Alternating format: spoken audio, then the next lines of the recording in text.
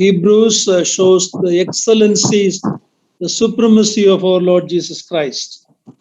ಇಬ್ರಿಯರ ಪತ್ರಿಕೆಯು ನಮ್ಮ ಕರ್ತನಾದಂತ ಯೇಸು ಕ್ರಿಸ್ತನ ಶ್ರೇಷ್ಠತೆ ಮತ್ತು ಮಹತ್ವವನ್ನು ನಮಗೆ ತೋರಿಸುತ್ತದೆ. Is God's final revelation. ಆತನು ದೇವರ ಕಡೆಯ ಪ್ರಕಟಣೆಯಾಗಿದ್ದಾನೆ. We saw in chapter 1, he is greater than the prophets, he is greater than the angels. ನಾವು 1ನೇ ಅಧ್ಯಾಯದಲ್ಲಿ ಆತನು ಪ್ರವಾದಿಗಳಿಗಿಂತ ಶ್ರೇಷ್ಠನು ಮತ್ತು ದೇವದೂತರಿಗಿಂತ ಶ್ರೇಷ್ಠನು ಎಂಬುದಾಗಿ ನೋಡಿಕೊಂಡೆವು. In the beginning of chapter 2, we saw if this revelation, this word spoken by the Lord, which is called so great a salvation, if we reject it, we will be in great danger. ನಾವು 2ನೇ ಅಧ್ಯಾಯದಲ್ಲಿ ನೋಡಿಕೊಂಡೆವು, ಈ ಅತ್ಯಂತ ವಿಶೇಷವಾದಂತಹ ರಕ್ಷಣೆಯನ್ನು ನಾವು ತಿರಸ್ಕರಿಸುವುದಾದರೆ ನಾವು ಈ ದೇವರಿಂದ ಇನ್ನೂ ಹೆಚ್ಚಾದ ದಂಡನೆಗೆ ಗುರಿಯಾಗುತ್ತೇವೆ ಮತ್ತು ಹೆಚ್ಚಿನ ಅಪಾಯದಲ್ಲಿರುತ್ತೇವೆ ಎಂಬುದಾಗಿ ನಾವು ನೋಡಿಕೊಂಡೆವು. Then from verse 5 on, again the author talks about Jesus Christ greater than the angels. ಮತ್ತೆ 5ನೇ ವಚನದಿಂದ ಮುಂದಕ್ಕೆ ಈ ಪತ್ರದ ಬರಹಗಾರನು ಯೇಸು ಕ್ರಿಸ್ತನು ದೇವದೂತರಿಗಿಂತ ಅತಿ ಶ್ರೇಷ್ಠನು ಎಂಬುದಾಗಿ ಮತ್ತೆ ಮುಂದುವರಿಸುತ್ತಾನೆ. To the Jewish readers of this epistle, they had high respect for angels. ಈ ಪತ್ರಿಕೆಯನ್ನ ಓದುತ್ತಿದ್ದಂತಹ ಯಹೂದ್ಯರು ದೇವದೂತರನ್ನ ಅತ್ಯಂತ ಹೆಚ್ಚು ಎಂಬುದಾಗಿ ಎಣಿಸುತ್ತಿದ್ದರು. But because Jesus became a man, they thought Jesus was lower than the angels.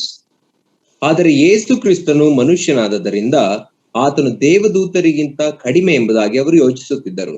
So what we studied last week is, even though angels are superior to human beings today, ನಾವು ಕಳೆದ ವಾರ ಏನು ನೋಡಿಕೊಂಡೇವೆಂದರೆ, ಈಗ ದೇವದೂತರು ಮನುಷ್ಯರಿಗಿಂತ ಸ್ವಲ್ಪ ಶ್ರೇಷ್ಠವಾಗಿದ್ದರೂ ಸಹ one day man will be inheriting glory and honor.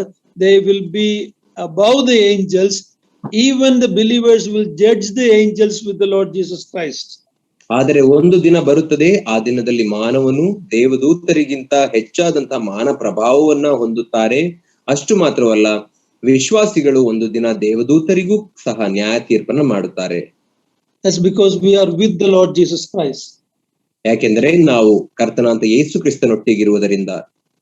But then the author says, yes, Jesus was made for a little time lower than the angel. That means he became human being. ನಂತರ ಬರಹಗಾರನು ಹೇಳುತ್ತಾನೆ, ಹೌದು, ಸ್ವಲ್ಪ ಕಾಲದ ಮಟ್ಟಿಗೆ ಯೇಸು ಕ್ರಿಸ್ತನು ದೇವದೂತರಿಗಿಂತ ಸ್ವಲ್ಪ ಕಡಿಮೆ ಮಾಡಲ್ಪಟ್ಟನು, ಅಂದರೆ ಮನುಷ್ಯನಾಗಿ ಮಾಡಲ್ಪಟ್ಟನು ಎಂಬುದಾಗಿ ನಾವು ನೋಡುತ್ತೇವೆ. That was only for a short time, 33.5 years. ಅದು ಕೇವಲ ಅಲ್ಪ ಕಾಲಕ್ಕಾಗಿ 33.5 ವರ್ಷಗಳ ಕಾಲದವರೆಗೆ ಮಾತ್ರ. But now he is already in glory. ಆದರೆ ಈಗ ಯೇಸುವನ್ನ ನಾವು ನೋಡುವಾಗ ಆತನು ಮಹಿಮೆಯಲ್ಲಿದ್ದಾನೆ. But when he come back and rule in the world to come, ಆದರೆ ಯೇಸು ಕ್ರಿಸ್ತನು ಮುಂದೆ ಬರ್ಲಿಕ್ಕಿರುವಂತಹ ಆ ರಾಜ್ಯವನ್ನ ಆಳುವಾಗ, we saw that world to come means that millennium reign of the Lord Jesus Christ. ಮುಂದೆ ಬರುವಂತಹ ರಾಜ್ಯ ಎಂಬುದಾಗಿ ನಾವು ನೋಡಿಕೊಂಡೆವು, ಅದು ಯೇಸು ಕ್ರಿಸ್ತನ 1000 ವರ್ಷದ ಆಳ್ವಿಕೆಯ ಕಾಲ ಎಂಬುದಾಗಿ. At that time, his children will inherit their glory and they will reign with him. ಆ ದಿನದಲ್ಲಿ ಆತನ ಮಕ್ಕಳು ಪ್ರಭಾವವನ್ನ ಬಾಧ್ಯವಾಗಿ ಹೊಂದುತ್ತಾರೆ ಮತ್ತು ಆತನೊಟ್ಟಿಗೆ ಭೂಮಿಯ ಮೇಲೆ ಆಳ್ವಿಕೆಯನ್ನ ನಡೆಸುತ್ತಾರೆ. So we closed in verse 9 of chapter 2 last time. To make that possible, he had to suffer death and taste death for everyone. Verse 9. ನಾವು ಕಳೆದ ವಾರ 2ನೇ ಅಧ್ಯಾಯದ 9ನೇ ವಚನಕ್ಕೆ ನಿಲ್ಲಿಸಿದ್ದೆವು. ಮಾನ ಪ್ರಭಾವಗಳನ್ನು ಹೊಂದಿದನು, ಆತನು ದೇವರ ಕೃಪೆಯಿಂದಲೇ ಎಲ್ಲರಿಗೋಸ್ಕರ ಮರಣವನ್ನು ಅನುಭವಿಸಲೇಬೇಕಾಗಿತ್ತು ಎಂಬುದಾಗಿ ನೋಡಿಕೊಂಡೆವು. He had to suffer and die. ಆತನು ಆ ಬಾಧೆಯನ್ನ ಅನುಭವಿಸಿ ಸಾಯಬೇಕಾಯಿತು.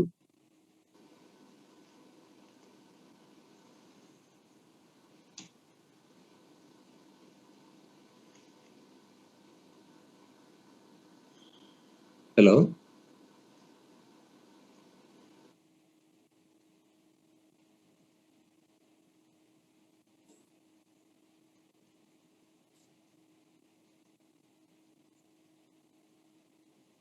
Can you hear me, Niranjan?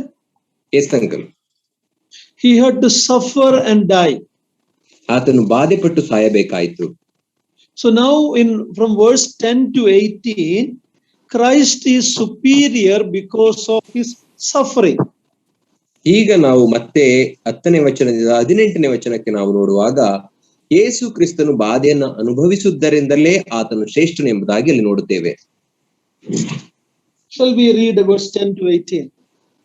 ನಾವು ಆದ್ದರಿಂದ 10ನೇ ವಚನದಿಂದ 2ನೇ ಅಧ್ಯಾಯ ಇಬ್ರಿಯರಿಗೆ ಬರೆದ ಪತ್ರಿಕೆ 2ನೇ ಅಧ್ಯಾಯ 10ರಿಂದ 18ನೇ ವಚನವನ್ನು ಓದಿಕೊಳ್ಳೋಣ. Shall I read the whole 8 chapter? Yes.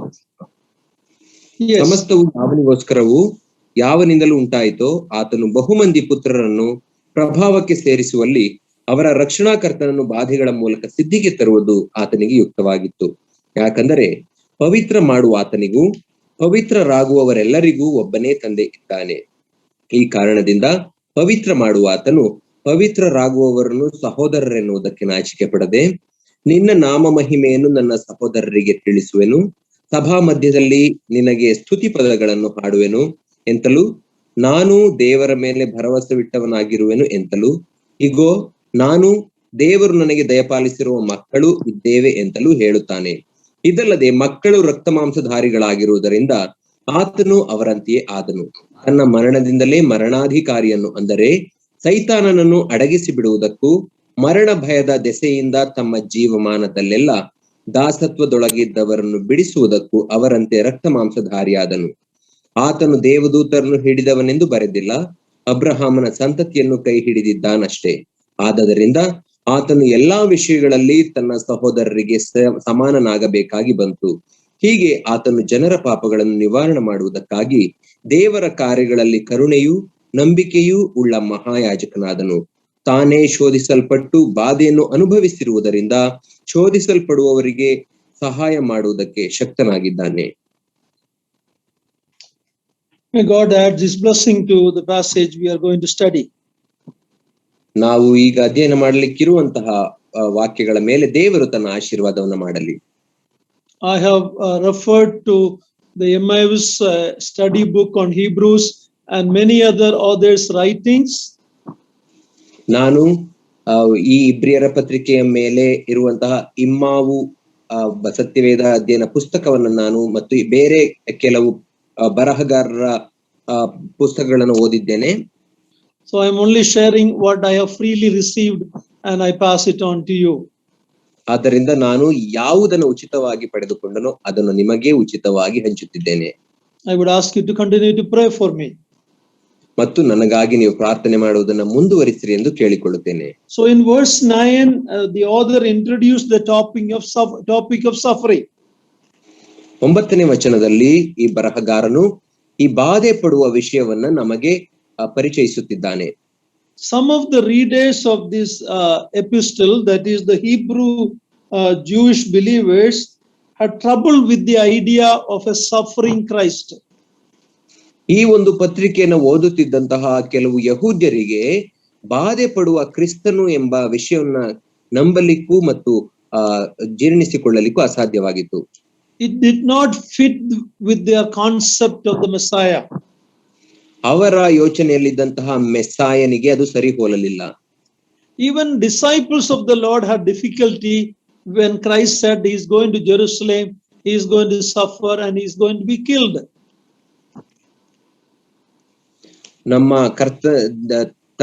ನಮ್ಮ ಯೇಸು ಕ್ರಿಸ್ತನ ಶಿಷ್ಯರಲ್ಲಿ ಕೂಡ ಅನೇಕರಿಗೆ ಕ್ರಿಸ್ತನು ಬಾಧೆಪಟ್ಟು ಸಾಯುತ್ತಾನೆ ಎಂಬುದನ್ನು ನಂಬಲಿಕ್ಕೂ ಕೂಡ ಸಾಧ್ಯವಾಗಲಿಲ್ಲ. You remember Peter, after making that great confession, thou art the Christ, the Son of the living God. When Jesus told he is going to be killed, crucified, Peter took him aside and said, no, it should not happen to you. ನಾವು ನೋಡುವಾಗ ಪೇತ್ರನು ಯೇಸು ಕ್ರಿಸ್ತನ ಕುರಿತಾಗಿ ಮಾಡಿದಂತ ಆ ಮಹಾ ಅರಿಕೆಯನ್ನು ನಾವು ನೋಡುತ್ತೇವೆ. ಏನಂದ್ರೆ ನೀನೇ ಬರಬೇಕಾಗಿರುವಂತಹ ಕ್ರಿಸ್ತನು ದೇವರ ಕುಮಾರನು ಎಂಬುದಾಗಿ ಆತನು ಅರಿಕೆಯನ್ನು ಮಾಡುವಾಗ, ಯೇಸು ಕ್ರಿಸ್ತನು ತಾನು ಯೆರೂಸಲೇಮಿನಲ್ಲಿ ಬಾಧೆಯನ್ನು ಅನುಭವಿಸಿ ಸಾಯಬೇಕು ಎಂಬುದಾಗಿ ಹೇಳುವಾಗ ಆ ಪಕ್ಕಕ್ಕೆ ಕರೆದುಕೊಂಡು ಹೋಗಿ ಆಗಲೇಬಾರದು, ನೀನು ಎಂದಿಗೂ ಸಾಯಬಾರದು ಎಂಬುದಾಗಿ ಯೇಸುವನ್ನು ಗದರಿಸುವುದನ್ನು ನಾವು ನೋಡುತ್ತೇವೆ. They had a different concept about the Messiah. ಅವರಿಗೆ ಮೆಸ್ಸಾಯನ ಕುರಿತಾದಂತಹ ವಿಧವಾದಂತಹ ಬೇರೆ ಆಲೋಚನೆಗಳಿದ್ದವು. They were expecting a reigning Messiah before the suffering Messiah. ಅವರು ಬಾಧೆ ಪಡುವ ಮೆಸ್ಸಾಯನಿಗೆ ಬದಲಾಗಿ ಅಧಿಕಾರ ನಡೆಸಿ ಆಳುವಂತ ಮೆಸ್ಸಿಯನನ್ನ ಎದುರು ನೋಡುತ್ತಿದ್ದರು. They want to come out from the rule of the Romans. ಅವರು ಆ ರೋಮ್ ಸಾಮ್ರಾಜ್ಯದ ಅಧಿಕಾರದಿಂದ ಹೊರಗೆ ಬರಲಿಕ್ಕೆ ಬಯಸುತ್ತಿದ್ದರು. So when the Jews thought about Jesus suffering, it didn't fit with their understanding. ಆದ್ದರಿಂದ ಆ ಯಹೂದ್ಯರು ಯೇಸು ಕ್ರಿಸ್ತನು ಬಾಧೆಯನ್ನು ಅನುಭವಿಸುವುದನ್ನ ಯೋಚಿಸುವಾಗ ಅವರ ಆಲೋಚನೆಯಲ್ಲಿ ಇದ್ದಂತ ಮೆಸ್ಸಿಯನಿಗೆ ಅದು ಸರಿ ಹೊಂದಲಿಲ್ಲ. So now in verse 10, the author confronts this problem by saying it was fitting for God to make Jesus suffer. ಆದ್ದರಿಂದ 10ನೇ ವಚನಕ್ಕೆ ಬರುವಾಗ ಈ ಪತ್ರಿಕೆಯ ಬರಹಗಾರನು ಹೇಳುತ್ತಾನೆ, ಯೇಸು ಕ್ರಿಸ್ತನು ಬಾಧೆಯನ್ನು ಅನುಭವಿಸಿ ಸಾಯುವುದು ತಂದೆಯಾದ ದೇವರಿಗೆ ಒಳ್ಳೆಯದಾಗಿ ತೋರಿತು ಎಂಬುದಾಗಿ ಆತನು ಹೇಳುತ್ತಾನೆ. The word is fitting or yuktavagit. ಅಲ್ಲಿ ಯುಕ್ತವಾಗಿ ತೋರಿತು ಎಂಬುದಾಗಿ ಹೇಳುತ್ತಾನೆ. Christ suffering was fitting for two main reasons. ಕ್ರಿಸ್ತನು ಬಾಧೆ ಪಡುವುದು ಆತನಿಗೆ ಯುಕ್ತವಾಗಿತ್ತು. ಅದಕ್ಕೆ ಈ ಎರಡು ಮುಖ್ಯ ಕಾರಣಗಳುಂಟು. First of all, ಮೊದಲನೇದಾಗಿ it is fitting due to the sovereignty of God. ಆತನು ಬಾಧೆಯನ್ನು ಅನುಭವಿಸುವುದು ಯುಕ್ತವಾಗಿತ್ತು ಯಾಕಂದರೆ ದೇವರ ಸಾರ್ವಭೌಮತೆಯ ಕಾರಣದಿಂದಾಗಿ. Verse 10 first part says, for whom and by whom are all things existing. 10ನೇ ವಚನದ ಮೊದಲನೇ ಭಾಗವು ಈ ರೀತಿ ಹೇಳುತ್ತದೆ, ಸಮಸ್ತವು ಯಾವನಿಗೋಸ್ಕರವೂ ಯಾವನಿಂದಲೂ ಉಂಟಾಯಿತೋ ಆತನು ಎಂಬುದಾಗಿ ನೋಡಿದ್ದೇವೆ. He is the cause of every created thing. ಆತನೇ ಎಲ್ಲ ಸೃಷ್ಟಿಗಳಿಗೂ ಮೂಲ ಕಾರಣನು. He is the goal of every created thing. ಎಲ್ಲ ಸೃಷ್ಟಿಸಲ್ಪಟ್ಟಂತ ವಸ್ತುಗಳಿಗೆ ಇರುವಂತಹ ಗುರಿಯೂ ಕೂಡ ಆತನೇ ಆಗಿದ್ದಾನೆ. God created everything for himself. ದೇವರು ಎಲ್ಲವನ್ನು ತನಗೋಸ್ಕರ ಸೃಷ್ಟಿಸಿದನು. For his glory. ಆತನ ಮಹಿಮೆಗಾಗಿ. So whatever God does is fitting, yuktavagide. ದೇವರು ಏನನ್ನು ಮಾಡುತ್ತಾನೋ ಅದೆಲ್ಲವೂ ಯುಕ್ತವಾಗಿದೆ. Whether we agree with it or whether we understand that or not completely. ನಾವು ಅದನ್ನ ಒಪ್ಪಿಕೊಳ್ಳಲಿ ಬಿಡಲಿ, ಅದನ್ನ ಸಂಪೂರ್ಣವಾಗಿ ಅರ್ಥ ಮಾಡಿಕೊಳ್ಳಲಿ ಬಿಡಲಿ, ಪ್ರತಿಯೊಂದು ಆತನ ಚಿತ್ತಕ್ಕೆ ತಕ್ಕ ಹಾಗೆ ಯುಕ್ತವಾಗಿದೆ. Secondly, ಎರಡನೇದಾಗಿ it was fitting because of the nature of the problem. ಕರ್ತನು ಬಾಧೆಯನ್ನು ಅನುಭವಿಸುವುದು ಯುಕ್ತವಾಗಿತ್ತು. ಅದು ಯಾಕಂದರೆ ಆ ಸಮಸ್ಯೆಯ ಸ್ವರೂಪವೇ ಆ ರೀತಿ ಇತ್ತು. ಮನುಷ್ಯನ ಸಮಸ್ಯೆಯ ಸ್ವರೂಪವೇ ಆ ರೀತಿ ಇತ್ತು. Man's problem is suffering and death. ಮನುಷ್ಯನ ಸಮಸ್ಯೆ ಏನಾಗಿದೆ ಅಂದರೆ ಬಾಧೆಯನ್ನು ಅನುಭವಿಸಿ ಸಾಯುವುದೇ ಮನುಷ್ಯನ ಸಮಸ್ಯೆ. The wages of sin is death. ಪಾಪದ ಸಂಬಳ ಅದು ಮರಣವಾಗಿದೆ. To be mankind's savior and substitute, ಮಾನವನ ಆ ವಿಮೋಚನಾರ್ಥವಾಗಿ ಮಾಡಬೇಕಾದಂತಹ ಬದಲು ಮತ್ತು ಆತನ ಯಜ್ಞವಾಗಬೇಕಾದರೆ Christ must take to himself a human nature and suffer and die. ಕ್ರಿಸ್ತನು ತಾನೇ ಮಾನವನ ಆ ಸ್ವರೂಪವನ್ನು ಧರಿಸಿಕೊಳ್ಳಬೇಕು ಮತ್ತು ಮಾನವನ ಹಾಗೆ ಬಾಧೆಯನ್ನು ಅನುಭವಿಸಿ ಸಾಯಬೇಕು. In verse 9, the author implied that Christ became a man in order to die. 9ನೇ ವಚನದಲ್ಲಿ ಬರಹಗಾರನು ಈ ರೀತಿ ಅರ್ಥವನ್ನ ವಿವರಿಸುತ್ತಾನೆ, ಯೇಸು ಕ್ರಿಸ್ತನು ಮನುಷ್ಯನ ಸ್ವರೂಪವನ್ನ ತೆಗೆದುಕೊಂಡು ಬಾಧೆಯನ್ನು ಅನುಭವಿಸಿ ಸಾಯಬೇಕಾಯಿತು.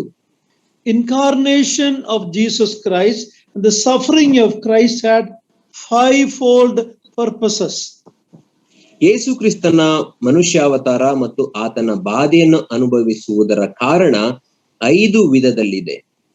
In verse 5 to 9, it gives the first purpose.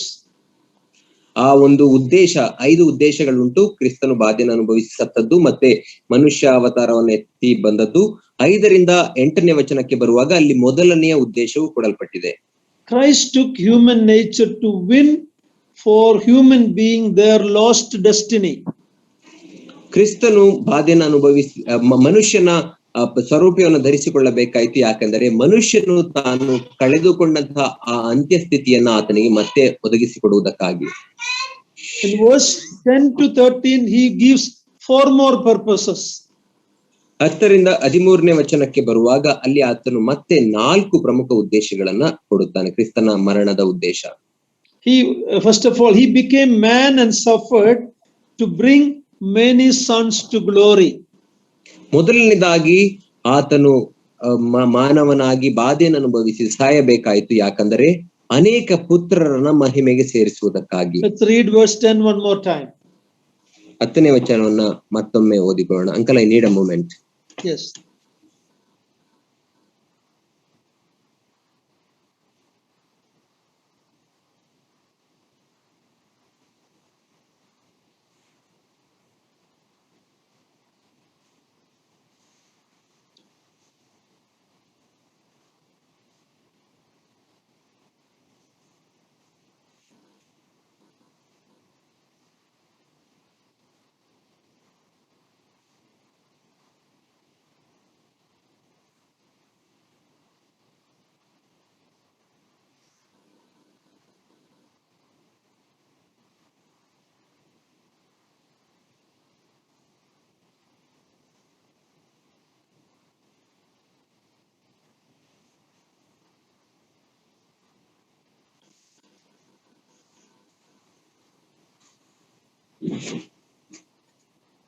So Christ suffered and died to bring many sons to glory. ಯೇಸು ಕ್ರಿಸ್ತನು ಬಾಧೆಯನ್ನು ಅನುಭವಿಸಿ ಸತ್ತದ್ದು ಯಾಕಂದರೆ ಅನೇಕ ಪುತ್ರರನ್ನ ಮಹಿಮೆಗೆ ಸೇರಿಸುವುದಕ್ಕಾಗಿ. Here glory means honor and praise. ಇಲ್ಲಿ ಮಹಿಮೆ ಎಂಬುದಾಗಿ ಹೇಳುವಾಗ ಮಾನ ಮತ್ತು ಸ್ತೋತ್ರಗಳು, splendor and radiance, ಮಹಿಮೆ, ಪ್ರಭುತ್ವ ಮತ್ತು ಪ್ರಕಾಶತ್ವ. In other words, man to be exalted.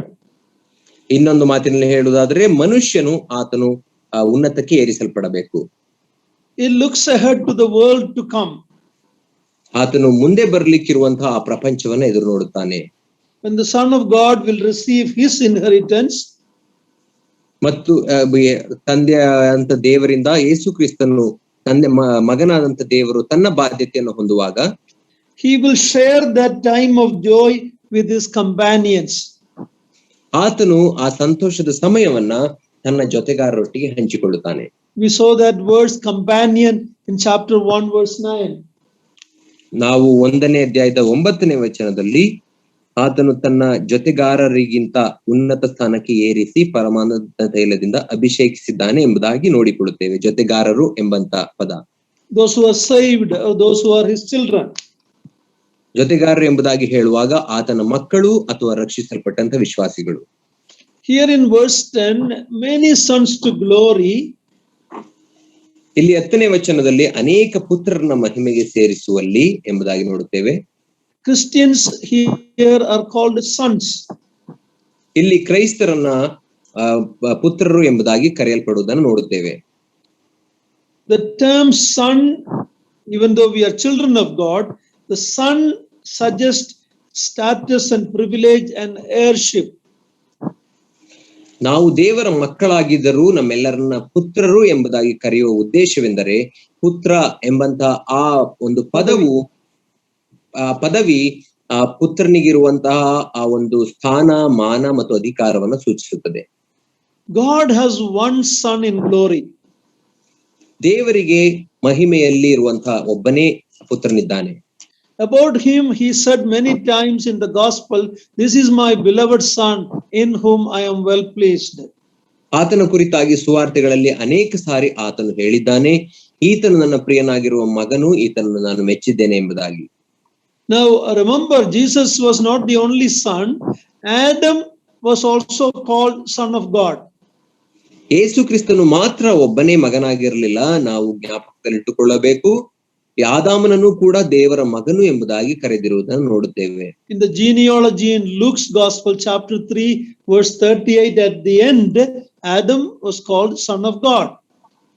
ಲೂಕನ ಸುವಾರ್ತೆ 3ನೇ ಅಧ್ಯಾಯ 38ನೇ ವಚನದ ಕಡೆಯ ಭಾಗದಲ್ಲಿ ನಾವು ನೋಡುವಾಗ ಅಲ್ಲಿ ವಂಶಾವಳಿಯ ಯೇಸು ಕ್ರಿಸ್ತನ ವಂಶಾವಳಿಯ ಕುರಿತಾಗಿ ನಾವು ನೋಡುವಾಗ ಆದಾಮನನ್ನ ದೇವರ ಮಗನು ಎಂಬುದಾಗಿ ಕರೆದಿರುವುದನ್ನು ನೋಡುತ್ತೇವೆ.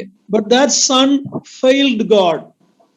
ಆದರೆ ಆ ಮಗನು ತಂದೆಯನ್ನ ಸೋಲಿಸಿದನು, ತಂದೆಯಾದ ದೇವರಿಗೆ ಮೋಸ ಮಾಡಿದನು. But this son in glory, the Lord Jesus Christ, always did what was pleasing to the Father. ಆದರೆ ಈ ಪುತ್ರನು ಮಹಿಮೆಯಲ್ಲಿರುವಂತಹ ಈ ಪುತ್ರನ ಅಂತ ಯೇಸು ಕ್ರಿಸ್ತನು ಯಾವಾಗಲೂ ತಂದೆಗೆ ಮಹಿಮೆ ತರುವಂತ ಕಾರ್ಯಗಳನ್ನೇ ಆತನಿಗೆ ಮೆಚ್ಚುಗೆಯಾದ ಕಾರ್ಯಗಳನ್ನೇ Remember the Lord, many times he said, I always do what pleases my Father. ಮತ್ತು ಯೇಸು ಕ್ರಿಸ್ತನು ಅನೇಕ ಸಾರಿ ಹೇಳಿದನು, ನನ್ನ ತಂದೆಯ ಚಿತ್ತವನ್ನೇ, ಆತನಿಗೆ ಮೆಚ್ಚುಗೆಯಾದದ್ದನ್ನೇ ನಾನು ಮಾಡುತ್ತೇನೆ ಎಂಬುದಾಗಿ. So God's purpose is not just to have one son in glory. ದೇವರ ಉದ್ದೇಶ ಕೇವಲ ಒಬ್ಬ ಮಗನನ್ನ ಮಹಿಮೆಯಲ್ಲಿ ಹೊಂದುವುದಲ್ಲ, rather many sons like his son in glory. ಬದಲಾಗಿ ಆ ಮಹಿಮೆಯಲ್ಲಿರುವಂತಹ ತನ್ನ ಮಗನ ಸಾರೂಪ್ಯಕ್ಕೆ ಅನೇಕ ಪುತ್ರರನ್ನ ಹೊಂದಬೇಕು ಎಂಬುದಾಗಿ ಆತನ ಉದ್ದೇಶ. Romans 8:29, we know that verse, we are to be conformed to the image of his son.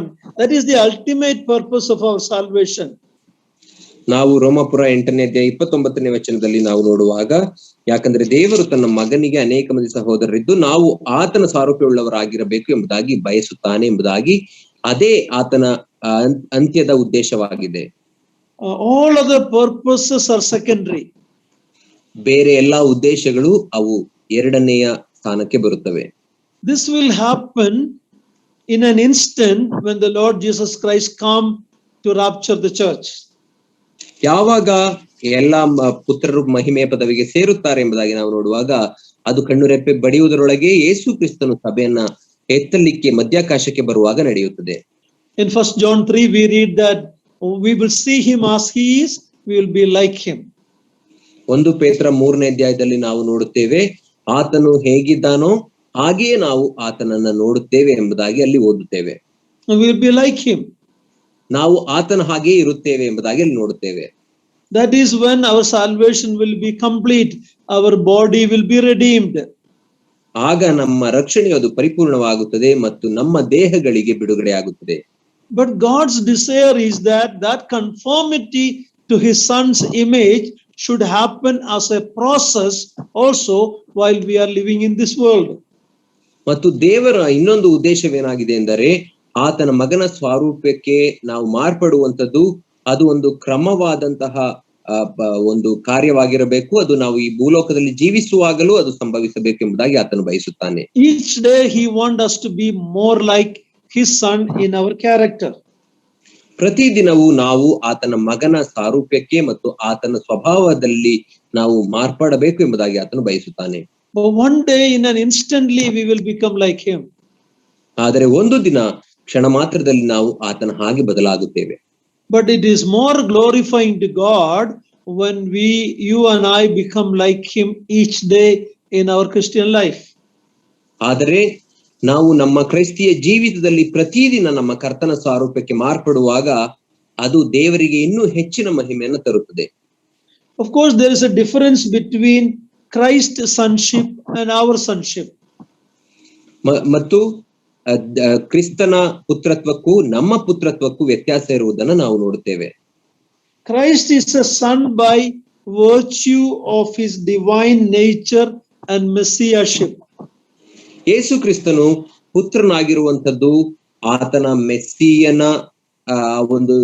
ಮೆಸ್ಸಿಯನಾಗಿ ಬರಬೇಕಾದಂತಹ ಆ ಒಂದು ವಾಗ್ದಾನದ ನಿಮಿತ್ತದಿಂದ ಮತ್ತು ಆತನಿಗಿರುವಂತಹ ಡಿವೈನ್ ನೇಚರ್, ಆ ಒಂದು ದೈವಿಕ ಸ್ವಭಾವದ ನಿಮಿತ್ತ. We are sons by virtue of our salvation. ನಾವು ದೇವರ ಪುತ್ರರಾಗಿದ್ದೇವೆ, ಯಾಕೆಂದರೆ ನಮ್ಮ ರಕ್ಷಣೆಯ ನಿಮಿತ್ತದಿಂದಾಗಿ ದೇವರ ಪುತ್ರರಾಗಿದ್ದೇವೆ. If you read John 20 verse 17, ನೀವು ಯೋಹಾನ ಸುವಾರ್ತೆ 20ನೇ ಅಧ್ಯಾಯ 17ನೇ ವಚನವನ್ನು ಓದುವಾಗ, when the resurrected Lord Jesus Christ was talking to Mary Magdalene, ಅಲ್ಲಿ ಪುನರುತ್ಥಾನ ಹೊಂದಿದಂತ ಯೇಸು ಕ್ರಿಸ್ತನು ಮಗ್ದಲದ ಮರಿಯಳೊಟ್ಟಿಗೆ ಮಾತನಾಡುವಾಗ, read chapter 20 of John verse 17. ನಾವು ಯೋಹಾನ ಸುವಾರ್ತೆ 20ನೇ ಅಧ್ಯಾಯ 17ನೇ ವಚನವನ್ನ ಓದಿಕೊಳ್ಳೋಣ. ಯೇಸು ಆಕೆಗೆ, ನನ್ನನ್ನು ಹಿಡಿಯಬೇಡ, ಯಾಕಂದರೆ ನಾನು ಇನ್ನೂ ತಂದೆಯ ಬಳಿಗೆ ಏರಿ ಹೋದವನಲ್ಲ.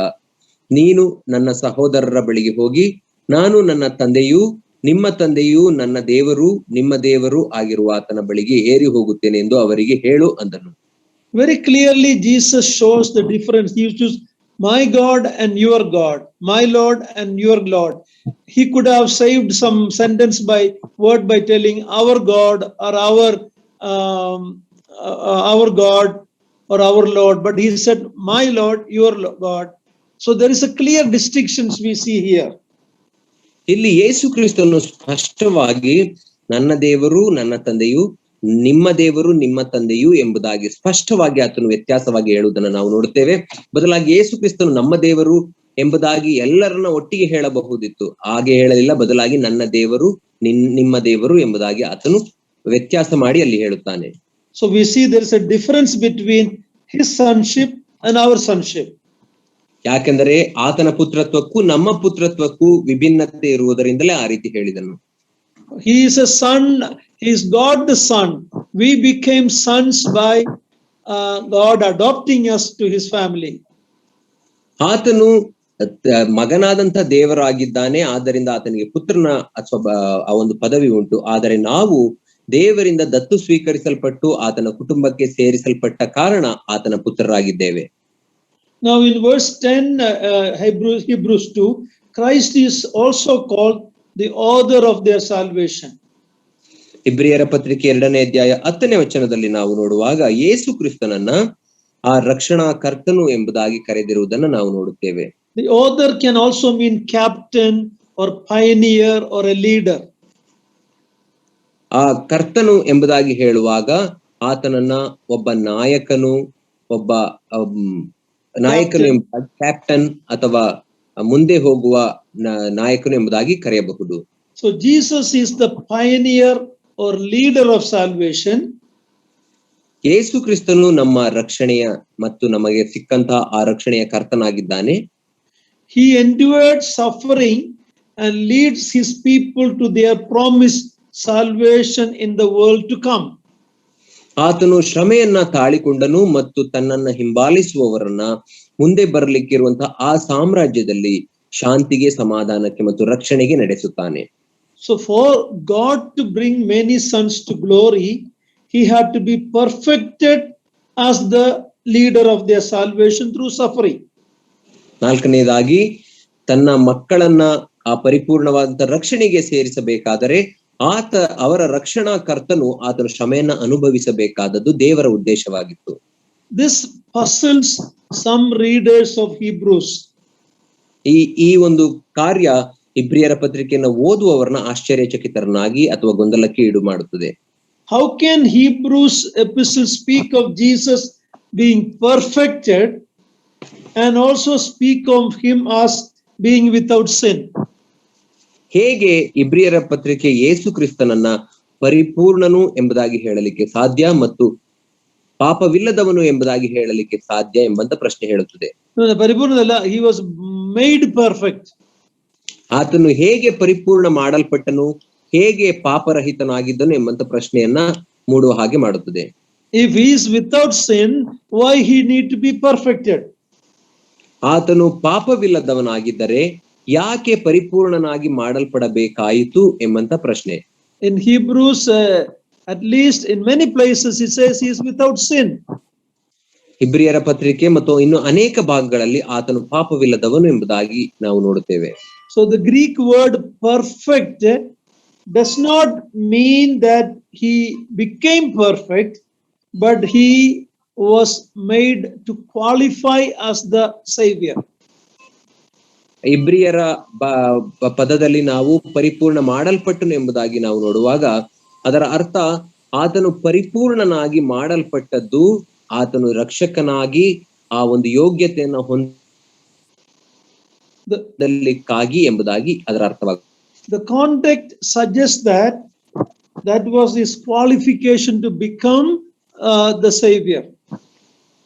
ಪರಿಪೂರ್ಣನಾಗಿ ಮಾಡಲ್ಪಟ್ಟದ ಕಾರಣವೇ ಆತನು ರಕ್ಷಕನಾಗಬೇಕಾದ ಯೋಗ್ಯತೆಯನ್ನ ಹೊಂದಿದನು. It is not that Jesus was imperfect and now through suffering he became perfect. That's not the meaning. ಅದರ ಅರ್ಥ ಆತನು ಅಪರಿಪೂರ್ಣನಾಗಿದ್ದನು, ಈಗ ಬಾಧೆಗಳ ಮೂಲಕ ಪರಿಪೂರ್ಣನಾದನು ಎಂಬುದಾಗಿ ಅಲ್ಲ. But the suffering of Jesus qualified him to be our Savior. ಆದರೆ ಯೇಸು ಕ್ರಿಸ್ತನು ಬಾಧೆಯನ್ನು ಅನುಭವಿಸಿದ ಕಾರಣ ನಮ್ಮ ರಕ್ಷಕನಾಗುವಂತ ಯೋಗ್ಯತೆಯನ್ನ ಆತನು ಹೊಂದಿದನು. He experienced human suffering. ಆತನು ಮನುಷ್ಯರ ಬಾಧೆಗಳನ್ನ ಅನುಭವಿಸಿದನು. In Genesis 6 we read when man sinned, where the sin was all over the world, it grieved God's heart. We read in Genesis chapter 6 at the time of before the flood. ನಾವು ಜಲಪ್ರಳಯಕ್ಕೆ ಮುಂಚೆ ಆದಿಕಾಂಡ 6ನೇ ಅಧ್ಯಾಯದಲ್ಲಿ ನಾವು ನೋಡುವಾಗ ಮನುಷ್ಯನು ಆಲೋಚಿಸುವಂತದ್ದೆಲ್ಲವೂ ಕೇವಲ ಕೆಟ್ಟದ್ದು ಮತ್ತು ಪಾಪವು ಪ್ರವೇಶಿಸಿ ಮನುಷ್ಯನ ಲೋಕದಲ್ಲೆಲ್ಲ ತುಂಬಿಕೊಂಡಿತ್ತು ಎಂಬುದಾಗಿ ನಾವು ನೋಡುವಾಗ ಅದು ದೇವರಿಗೆ ನೋವನ್ನು ಉಂಟು ಮಾಡಿತ್ತು ಎಂಬುದಾಗಿ ಅಲ್ಲಿ ನೋಡುತ್ತೇವೆ. But God never suffered as a man. ಆದರೆ ದೇವರು ಮಾನವನಾಗಿ ಎಂದಿಗೂ ಆತನು ಬಾಧೆಯನ್ನು ಅನುಭವಿಸಿದವನಲ್ಲ. Here the word sufferings is plural, implies plurality of sufferings he endured. ಇಲ್ಲಿ ಬಾಧೆಗಳು ಎಂಬುದಾಗಿ ಹೇಳುವಾಗ ಅದು ಬಹುವಚನವಾಗಿದೆ, ಅಂದರೆ ಅನೇಕ ಬಾಧೆಗಳನ್ನ ಆತನು ತಾಳಿಕೊಂಡನು ಎಂಬುದಾಗಿ ಅರ್ಥ. In Hebrews 12 second verse we read that for the joy that was set before him he endured the shame. So many sufferings he endured. ಇಬ್ರಿಯರ ಪತ್ರಿಕೆ 12ನೇ ಅಧ್ಯಾಯದಲ್ಲಿ ತನ್ನ ಮುಂದೆ ಇಟ್ಟಿದ್ದಂತಹ ಆ ಒಂದು ಸಂತೋಷವನ್ನು ಅನುಭವಿಸಲಿಕ್ಕಾಗಿ ಆತನು ಅನೇಕ ಬಾಧೆಗಳನ್ನ ತಾಳಿಕೊಂಡನು ಎಂಬುದಾಗಿ ಅಲ್ಲಿ ನಾವು ನೋಡುತ್ತೇವೆ. But here the sufferings of the cross made him a qualified redeemer. ಆದರೆ ಇಲ್ಲಿ ನೋಡುವಾಗ ಆ ಶಿಲುಬೆಯ ಮೇಲೆ ಆತನು ಬಾಧೆಗಳನ್ನ ಅನುಭವಿಸಿದ ಕಾರಣ ಆತನು ರಕ್ಷಕನು ಅಥವಾ ವಿಮೋಚಕನು ಎಂಬಂತಹ ಬಿರುದನ್ನು ಸಂಪಾದಿಸಿಕೊಂಡನು. He is the perfect savior in that he died for us. ಆತನು ಪರಿಪೂರ್ಣನಾದಂತ ರಕ್ಷಕನಾದ ಕಾರಣ ಆತನು ನಮಗಾಗಿ ಸತ್ತ ಕಾರಣವೇ ಆತನು ಪರಿಪೂರ್ಣವಾದ ರಕ್ಷಕನಾದನು. Then another reason, his suffering throughout life qualified him to be our great high priest.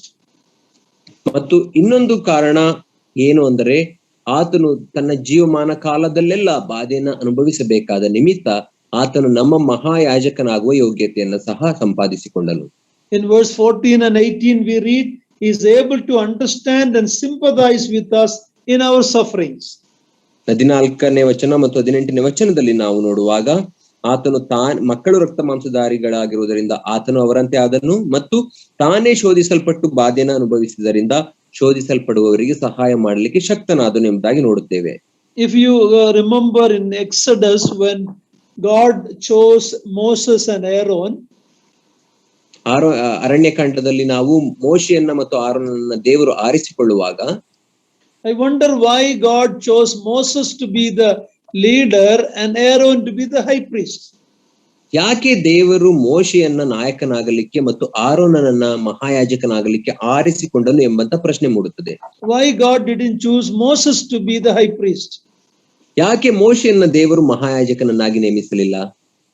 What I understood, ನಾನು ಅರ್ಥ ಮಾಡಿಕೊಂಡದ್ದೇನೆಂದರೆ Aaron lived with the slaves, the Israelites are slaves in Egypt. He lived among them. He know their experience when Moses was raised in the palace. ನಾವು ನೋಡುವಾಗ ಆರೋನನು ಆ ಐಗುಪ್ತ ದೇಶದಲ್ಲಿ ಆ ಗುಲಾಮತನದಲ್ಲಿದ್ದಂತ ಇಸ್ರಾಯೇಲರ ಮಧ್ಯದಲ್ಲಿ ಇದ್ದುಕೊಂಡು ಅವರ ಕಷ್ಟಗಳನ್ನ ನೋಡಿದ್ದನು. ಆದರೆ ಮೋಶೆಯು ಫರೋಹನ ಅರಮನೆಯಲ್ಲಿ ಆತನು ರಾಜಕುಮಾರನಾಗಿ ಬೆಳೆಯುತ್ತಿದ್ದನು. You remember Moses at the age of 40, he came out and he wanted to deliver his children, the children of Israel. He had a lot of passion for them, but that made him a murderer. ನಾವು ನೋಡುವಾಗ ಮೋಶೆ ಸುಮಾರು 40 ವರ್ಷಗಳಾಗಿರುವಾಗ ಆತನು ಹೊರಕ್ಕೆ ಬಂದು ತನ್ನ ಜನರಾದಂತಹ ಇಸ್ರಾಯೇಲರು ಪಡುವಂತಹ ಕಷ್ಟವನ್ನ ಆತನು ನೋಡಿ ಅವರನ್ನ ಬಿಡಿಸಬೇಕು ಎಂಬುದಾಗಿ ಭಾವೋದ್ವೇಗದಿಂದ ಆತನು ಕೊಲೆಗಾರನಾಗುವುದನ್ನು ನಾವು ನೋಡುತ್ತೇವೆ. But Aaron was chosen to be the high priest because he understood people's suffering, not by theory, but practically he knew. ಆದರೆ ಆರೋನನನ್ನ ದೇವರು ಮಹಾಯಾಜಕನನ್ನಾಗಿ ಯಾಕೆ ಆರಿಸಿಕೊಂಡನು ಎಂಬುದಾಗಿ ನಾವು ನೋಡುವಾಗ ಆತನಿಗೆ ಆ ಗುಲಾಮತನದಲ್ಲಿದ್ದಂತಹ ತನ್ನ ಜನರ ಬಾಧೆಗಳು ಕಷ್ಟಗಳ ಅನುಭವವಿತ್ತು. ಕೇವಲ ಬರೀ ಬಾಯಿ ಮಾತಿನಲ್ಲ, ಬದಲಾಗಿ ಅನುಭವ ಪೂರ್ವಕವಾಗಿ ಆತನು ಅದೆಲ್ಲವನ್ನು ಅನುಭವಿಸಿದ್ದನು ಮತ್ತು ನೋಡಿದ್ದನು. So that is why Jesus became a man and suffered. He understands man's suffering. ಆದ ಕಾರಣ ಯೇಸು ಕ್ರಿಸ್ತನು ಕೂಡ ಮನುಷ್ಯನಾಗಿ ಆತನು ಬಾಧೆಯನ್ನು ಅನುಭವಿಸಿದ್ದರಿಂದ ಮಾನವರ ಬಾಧೆಗಳು, ಅವರ ಕಷ್ಟಗಳನ್ನ ಆತನು ಅರ್ಥ ಮಾಡಿಕೊಳ್ಳಲಿಕ್ಕೆ ಶಕ್ತನಾಗಿದ್ದಾನೆ. Verse 11. 11ನೇ ವಚನ. ಯಾಕಂದರೆ ಪವಿತ್ರ ಮಾಡುವ ಆತನಿಗೂ ಪವಿತ್ರರಾಗುವವರೆಲ್ಲರಿಗೂ ಒಬ್ಬನೇ ತಂದೆ ಇದ್ದಾನೆ. ಈ ಕಾರಣದಿಂದ ಪವಿತ್ರ ಮಾಡುವ ಆತನು ಪವಿತ್ರರಾಗುವವರನ್ನು ಸಹೋದರರೆನ್ನುವುದಕ್ಕೆ ನಾಚಿಕೆಪಡದೆ. So in verse 11, Christ human nature which made his saving work possible. 11ನೇ ವಚನದಲ್ಲಿ ನಾವು ನೋಡುವಾಗ ಯೇಸು ಕ್ರಿಸ್ತನ ಆ ಮನುಷ್ಯ ಸ್ವಭಾವದ ನಿಮಿತ್ತದಿಂದಾಗಿ ಆತನು ರಕ್ಷಕನಾಗಲಿಕ್ಕೆ ಸಾಧ್ಯವಾಯಿತು. Here we read two phrases, he who sanctifies. ನಾವು ಇಲ್ಲಿ ಎರಡು ಭಾಗಗಳನ್ನ ನಾವು ನೋಡ್ತೇವೆ, ಎರಡು ಮಾತುಗಳನ್ನ. ಪವಿತ್ರ ಮಾಡುವ ಆತನಿಗೂ, that is talking about the Lord Jesus, ಅದರ ಅರ್ಥ ಯೇಸು ಕ್ರಿಸ್ತನು. and those who are sanctified, that is the Christians, the believers. ಪವಿತ್ರರಾಗುವವರೆಲ್ಲರೂ ಎಂಬುದಾಗಿ ಹೇಳುವಾಗ ಅವರು ಕ್ರೈಸ್ತರು ಅಥವಾ ವಿಶ್ವಾಸಿಗಳು. And they all have to be of one source.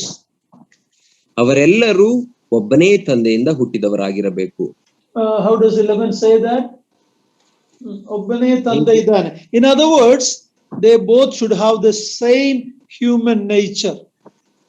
ಇನ್ನೊಂದು ಮಾತಿನಲ್ಲಿ ಹೇಳುವುದಾದರೆ ಪವಿತ್ರ ಮಾಡುವಾತನು ಮತ್ತು ಪವಿತ್ರ ಮಾಡುವವರೆಲ್ಲರೂ ಒಂದೇ ಸ್ವಭಾವವುಳ್ಳವರಾಗಿರಬೇಕು ಅಥವಾ ಮನುಷ್ಯ ಸ್ವಭಾವವುಳ್ಳವರಾಗಿರಬೇಕು. In other words, the savior of mankind should be a man. ಇನ್ನೊಂದು ಮಾತಿನಲ್ಲಿ ಮನುಷ್ಯರನ್ನ ರಕ್ಷಿಸುವಂತ ರಕ್ಷಕನು ಆತನು ಕೂಡ ಮಾನವನಾಗಿರಬೇಕು. Jesus Christ was truly human. Yesu Krista ನಿಜವಾಗಿಯೂ ಆತನು ಮನುಷ್ಯನಾಗಿದ್ದನು. So here Hebrews describes Christ's work for his people as sanctification.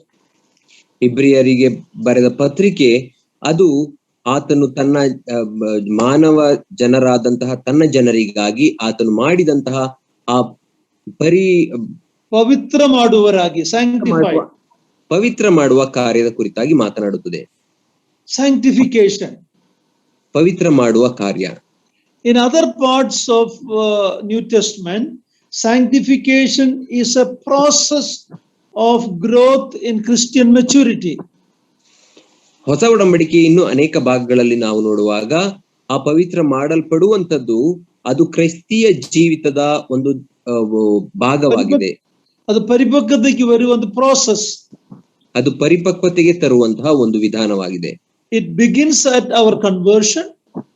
ಅದು ನಮ್ಮ ಹೃದಯ ಪರಿವರ್ತನೆಯಲ್ಲಿ ಪ್ರಾರಂಭಗೊಂಡು, or when we are born again, ಅಥವಾ ನಾವು ಹೊಸದಾಗಿ ಹುಟ್ಟುವಾಗ ಪ್ರಾರಂಭವಾಗುತ್ತದೆ. and it will be completed at the rapture or resurrection. ಅದು ಪರಿಪೂರ್ಣವಾಗುವುದು ಯಾವಾಗ ಅಂದರೆ ನಾವು ಸಭೆಯಾಗಿ ಮಧ್ಯಾಕಾಶದಲ್ಲಿ ಎತ್ತಲ್ಪಡುವಾಗ ಅಥವಾ ನಮ್ಮ ಪುನರುತ್ಥಾನದಲ್ಲಿ.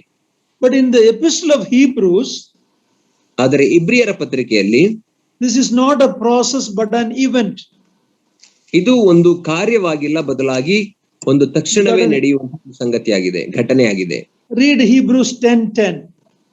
ಇಬ್ರಿಯರಿಗೆ ಬರೆದ ಪತ್ರಿಕೆ 10ನೇ ಅಧ್ಯಾಯ 10ನೇ ವಚನವನ್ನು ನಾವು ನೋಡಿಕೊಳ್ಳೋಣ.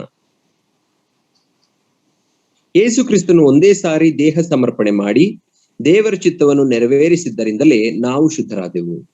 So we are sanctified at an instant, once for all. ನಾವು ಪರಿಶುದ್ಧರಾದದ್ದು ಒಂದೇ ಸಾರಿ ಮತ್ತು ನಿರಂತರಕ್ಕೂ. So this is talking about our position in Christ. ಇದು ಕ್ರಿಸ್ತನಲ್ಲಿರುವಂತಹ ನಮ್ಮ ಪದವಿಯನ್ನ ಸೂಚಿಸುತ್ತದೆ. The sanctification in the epistles is a process in our Christian maturity. ಈ ಪತ್ರಿಕೆಗಳಲ್ಲಿ ಕೊಡಲ್ಪಟ್ಟಿರುವಂತಹ ಪರಿಶುದ್ಧ ಮಾಡಲ್ಪಡುವ ಕಾರ್ಯ ಅದು ನಮ್ಮ ಕ್ರಿಸ್ತಿಯ ಜೀವಿತದಲ್ಲಿ ಪರಿಪಕ್ವತೆಗೆ ನಡೆಸಲ್ಪಡುವಂತಹ ಸಾಧನವಾಗಿದೆ. So sanctified means set apart. ಪರಿಶೋಧಿಸಲ್ಪಡುವುದು ಎಂಬುದಾಗಿ ಹೇಳುವಾಗ ಅದು ಬೇರೆ ದೇವರಿಗಾಗಿ ಪ್ರತ್ಯೇಕಿಸಲ್ಪಡುವುದು. At the conversion, in an instant, we are sanctified. ನಾವು ಮನ ಪರಿವರ್ತನೆ ಆಗುವಾಗ ತಕ್ಷಣದಲ್ಲಿಯೇ ನಾವು ಪರಿಶುದ್ಧರಾಗುತ್ತೇವೆ. We are set apart to worship and serve God. ನಾವು ದೇವರನ್ನ ಆರಾಧಿಸಲಿಕ್ಕೆ ಮತ್ತು ಆತನ ಸೇವೆ ಮಾಡಲಿಕ್ಕೆ ಪ್ರತ್ಯೇಕಿಸಲ್ಪಡುತ್ತೇವೆ. But that process will continue, becoming more like the Lord Jesus Christ throughout our Christian life. ಮತ್ತು ಆ ಒಂದು ಪ್ರಕ್ರಿಯೆ ಅದು ನಮ್ಮ ಜೀವಿತ ಕಾಲದುದ್ದಕ್ಕೂ ನಡೆಯುವಂತದ್ದಾಗಿರುತ್ತದೆ ಮತ್ತು ನಾವು ಕ್ರಿಸ್ತನ ಸಾರೂಪ್ಯಕ್ಕೆ ಮಾರ್ಪಡುತ್ತಲೇ ಇರುತ್ತೇವೆ. In other words, sanctification is an event and a process. ಇನ್ನೊಂದು ಮಾತಿನಲ್ಲಿ ಹೇಳುವುದಾದರೆ ಪರಿಶುದ್ಧ ಮಾಡಲ್ಪಡುವಿಕೆ ಅದು ಒಂದು ಘಟನೆಯಾಗಿದೆ ಮತ್ತು ಅದು ಒಂದು ಕಾರ್ಯವೂ ಕೂಡ ಆಗಿದೆ. ಮುಂದುವರಿಸಿ ಹೋಗುವ, what do you call it? ಪ್ರಕ್ರಿಯೆ. Okay, now, the second part of verse 11 and 12. ಎರಡನೇ ಅಧ್ಯಾಯದ 12ನೇ ವಚನದ ಮೊದಲನೇ ಭಾಗವನ್ನು ನಾವು ನೋಡುವಾಗ 11 last part and verse 12. 11ನೇ ವಚನದ ಕಡೆಯ ಭಾಗ ಮತ್ತು 2ನೇ ಭಾಗ ಮತ್ತು 12ನೇ ವಚನದ ಮೊದಲನೇ ಭಾಗವನ್ನು ನಾವು ನೋಡುವಾಗ, by becoming a man, or maybe you read it, brother, read it, 11 second part and verse 12. Yes, uncle. 11ನೇ ವಚನದ 2ನೇ ಭಾಗದಿಂದ ನಾವು ಮುಂದಕ್ಕೆ ಓದಿಕೊಳ್ಳೋಣ. ಈ ಕಾರಣದಿಂದ ಪವಿತ್ರ ಮಾಡುವ ಆತನು ಪವಿತ್ರರಾಗುವವರನ್ನು ಸಹೋದರರೆನ್ನುವುದಕ್ಕೆ ನಾಚಿಕೆ ಪಡದೆ ನಿನ್ನ ನಾಮ ಮಹಿಮೆಯನ್ನು ನನ್ನ ಸಹೋದರರಿಗೆ ತಿಳಿಸುವೆನು. By becoming a man, our Lord showed that he was not ashamed to place himself on the same level with our humanity.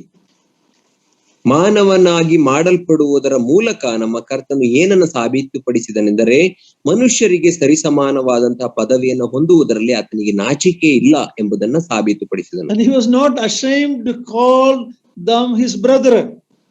ಮತ್ತು ಅವರನ್ನ ತನ್ನ ಸಹೋದರರೆನ್ನುವುದಕ್ಕೂ ಕೂಡ ಆತನು ನಾಚಿಕೆ ಪಡಲಿಲ್ಲ. He truly identified with us in our redemption work. ನಮ್ಮ ಆ ಒಂದು ರಕ್ಷಣೆಯ ಕಾರ್ಯದಲ್ಲಿ ಆತನು ನಮ್ಮೊಟ್ಟಿಗೆ ನಿಜವಾಗಿ ಗುರುತಿಸಿಕೊಂಡನು.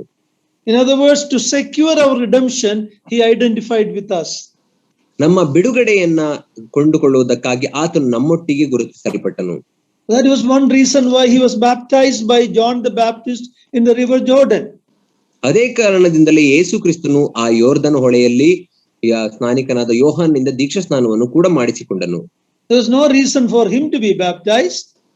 ಆತನಿಗೆ ದೀಕ್ಷಾ ಸ್ನಾನ ಮಾಡಿಸಿಕೊಳ್ಳುವ ಯಾವ ಅವಶ್ಯಕತೆಯೂ ಇರಲಿಲ್ಲ. John's baptism was a baptism of repentance. ಯಾಕಂದರೆ ಯೋಹಾನನು ಕೊಡುತ್ತಿದ್ದಂತ ದೀಕ್ಷಾ ಸ್ನಾನ ಅದು ಪಶ್ಚಾತ್ತಾಪದ ದೀಕ್ಷಾ ಸ್ನಾನವಾಗಿತ್ತು. There's no sin in Christ to be repented of. ಆ ಯೇಸು ಕ್ರಿಸ್ತನಲ್ಲಿ ಯಾವ ಪಾಪವೇ ಇಲ್ಲದ ಕಾರಣ ಆತನು ಪಶ್ಚಾತ್ತಾಪ ಪಡುವ ಅವಶ್ಯಕತೆಯೇ ಇರಲಿಲ್ಲ. What greatness and what humility combined in the Lord Jesus. ಎಂತಹ ತಗ್ಗಿಸುವಿಕೆ ಮತ್ತು ಎಂತಹ ಶ್ರೇಷ್ಠವಾದಂತಹ ಸ್ವಭಾವಗಳು ಯೇಸು ಕ್ರಿಸ್ತನಲ್ಲಿ ಒಂದಾಗಿವೆ ನೋಡಿರಿ. I can never imagine what it meant for the Creator to become a man like a created being. ಸೃಷ್ಟಿಕರ್ತನು ತಾನೇ ಸೃಷ್ಟಿಸಲ್ಪಟ್ಟಂತಹ ಮಾನವನ ಹಾಗೆ ಆಗುವುದನ್ನು ಊಹಿಸಿಕೊಳ್ಳಲಿಕ್ಕೂ ಕೂಡ ನನಗೆ ಸಾಧ್ಯವಿಲ್ಲ. Actually, he had the right to be ashamed of becoming a man. ನಿಜವಾಗಿ ಹೇಳಬೇಕಾದರೆ ಆತನು ಮಾನವನಾಗಿ ಮಾಡಲ್ಪಡಲಿಕ್ಕೆ ನಾಚಿಕೆ ಪಡುವಂತಹ ಎಲ್ಲಾ ಕಾರಣಗಳು ಆತನಿಗಿದ್ದವು. What a grace, he was not ashamed. ಆದರೆ ಆತನು ತನ್ನ ಕೃಪೆಯ ನಿಮಿತ್ತದಿಂದಾಗಲಿ ನಾಚಿಕೆ ಪಡಲಿಲ್ಲ. Often we are ashamed to say we are a Christian. Many times we are ashamed to carry a Bible and walk through the streets. ಅನೇಕ ಸಂದರ್ಭಗಳಲ್ಲಿ ನಾವು ಕ್ರೈಸ್ತರೆಂಬುದಾಗಿ ಹೇಳಿಕೊಳ್ಳಲಿಕ್ಕೆ ನಾಚಿಕೆ ಪಡುತ್ತೇವೆ ಮತ್ತು ಕೈಯಲ್ಲಿ ಸತ್ಯವೇದವನ್ನು ಹಿಡಿದುಕೊಂಡು ದಾರಿಯಲ್ಲಿ ನಡೆಯಲಿಕ್ಕೂ ಕೂಡ ನಾಚಿಕೆ ಪಡುತ್ತೇವೆ. We are ashamed to give a testimony about the Lord. ನಾವು ಅನೇಕ ಸಂದರ್ಭದಲ್ಲಿ ಕರ್ತನ ಕುರಿತಾಗಿ ಸಾಕ್ಷಿ ಕೊಡಲಿಕ್ಕೆ ನಾಚಿಕೆ ಪಡುತ್ತೇವೆ. The Lord himself said, if we are ashamed of him now, he will be ashamed of us when he comes in his glory before the angels and the Father. ನಮ್ಮ ಕರ್ತನಂತ ಯೇಸು ಕ್ರಿಸ್ತನು ಹೇಳಿದನು, ನಾವು ಆತನ ಕುರಿತಾಗಿ ಭೂಲೋಕದಲ್ಲಿ ನಾಚಿಕೊಳ್ಳುವುದಾದರೆ ಆತನು ತನ್ನ ತಂದೆಯಾದ ದೇವರೊಟ್ಟಿಗೆ ಮತ್ತು ದೇವರ ಮುಂದೆ ಮತ್ತು ಪರಿಶುದ್ಧ ದೇವದೂತರೊಟ್ಟಿಗೆ ಲೋಕಕ್ಕೆ ಬರುವಾಗ ನಮ್ಮ ಕುರಿತಾಗಿಯೂ ಆತನು ನಾಚಿಕೊಳ್ಳುತ್ತಾನೆ. Now in verse 12, the author of Hebrews is quoting an Old Testament passage as his practice is in this epistle.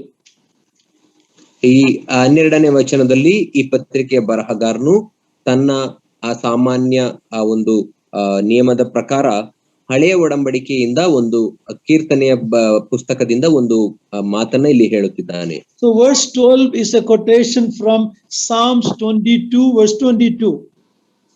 12ನೇ ವಚನದಲ್ಲಿರುವಂತಹ ಈ ಒಂದು ಭಾಗ ಅದು 22ನೇ ಕೀರ್ತನೆ 22ನೇ ವಚನದಿಂದ ಆರಿಸಲ್ಪಟ್ಟದ್ದಾಗಿದೆ. Can you read that Psalm 22 verse 22? ನಾವು ಕೀರ್ತನೆ 22ನೇ ಅಧ್ಯಾಯ 22ನೇ ವಚನವನ್ನು ಓದಿಕೊಳ್ಳೋಣ.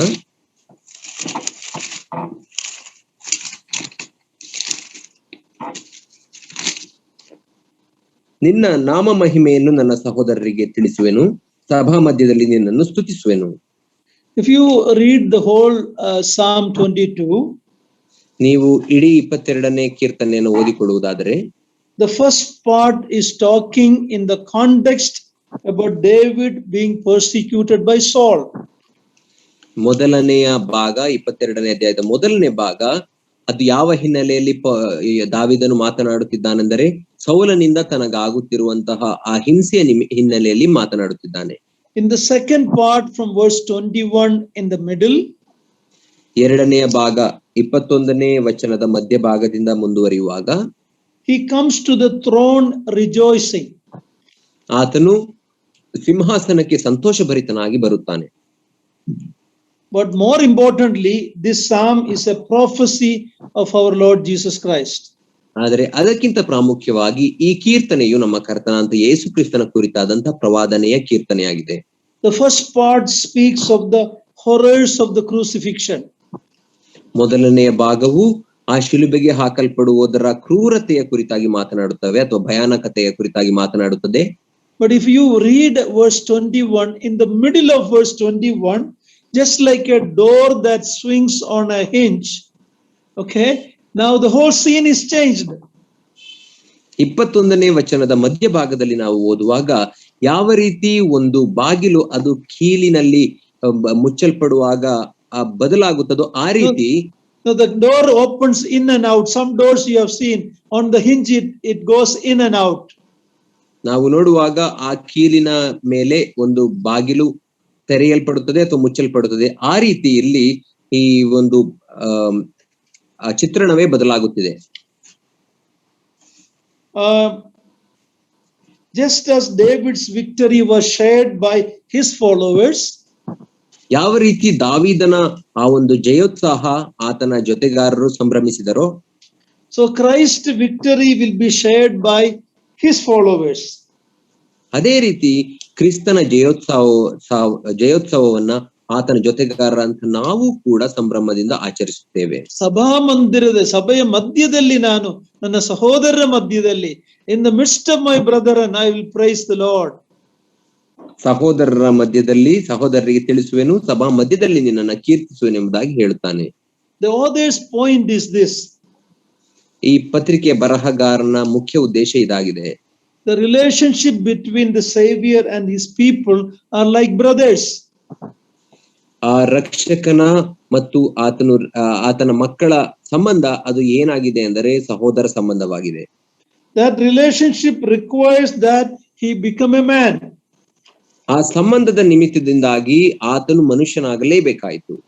Now when we read verse 13, please read. 13ನೇ ವಚನಕ್ಕೆ ನಾವು ಬರುವಾಗ ಈ ರೀತಿ ಓದುತ್ತೇವೆ.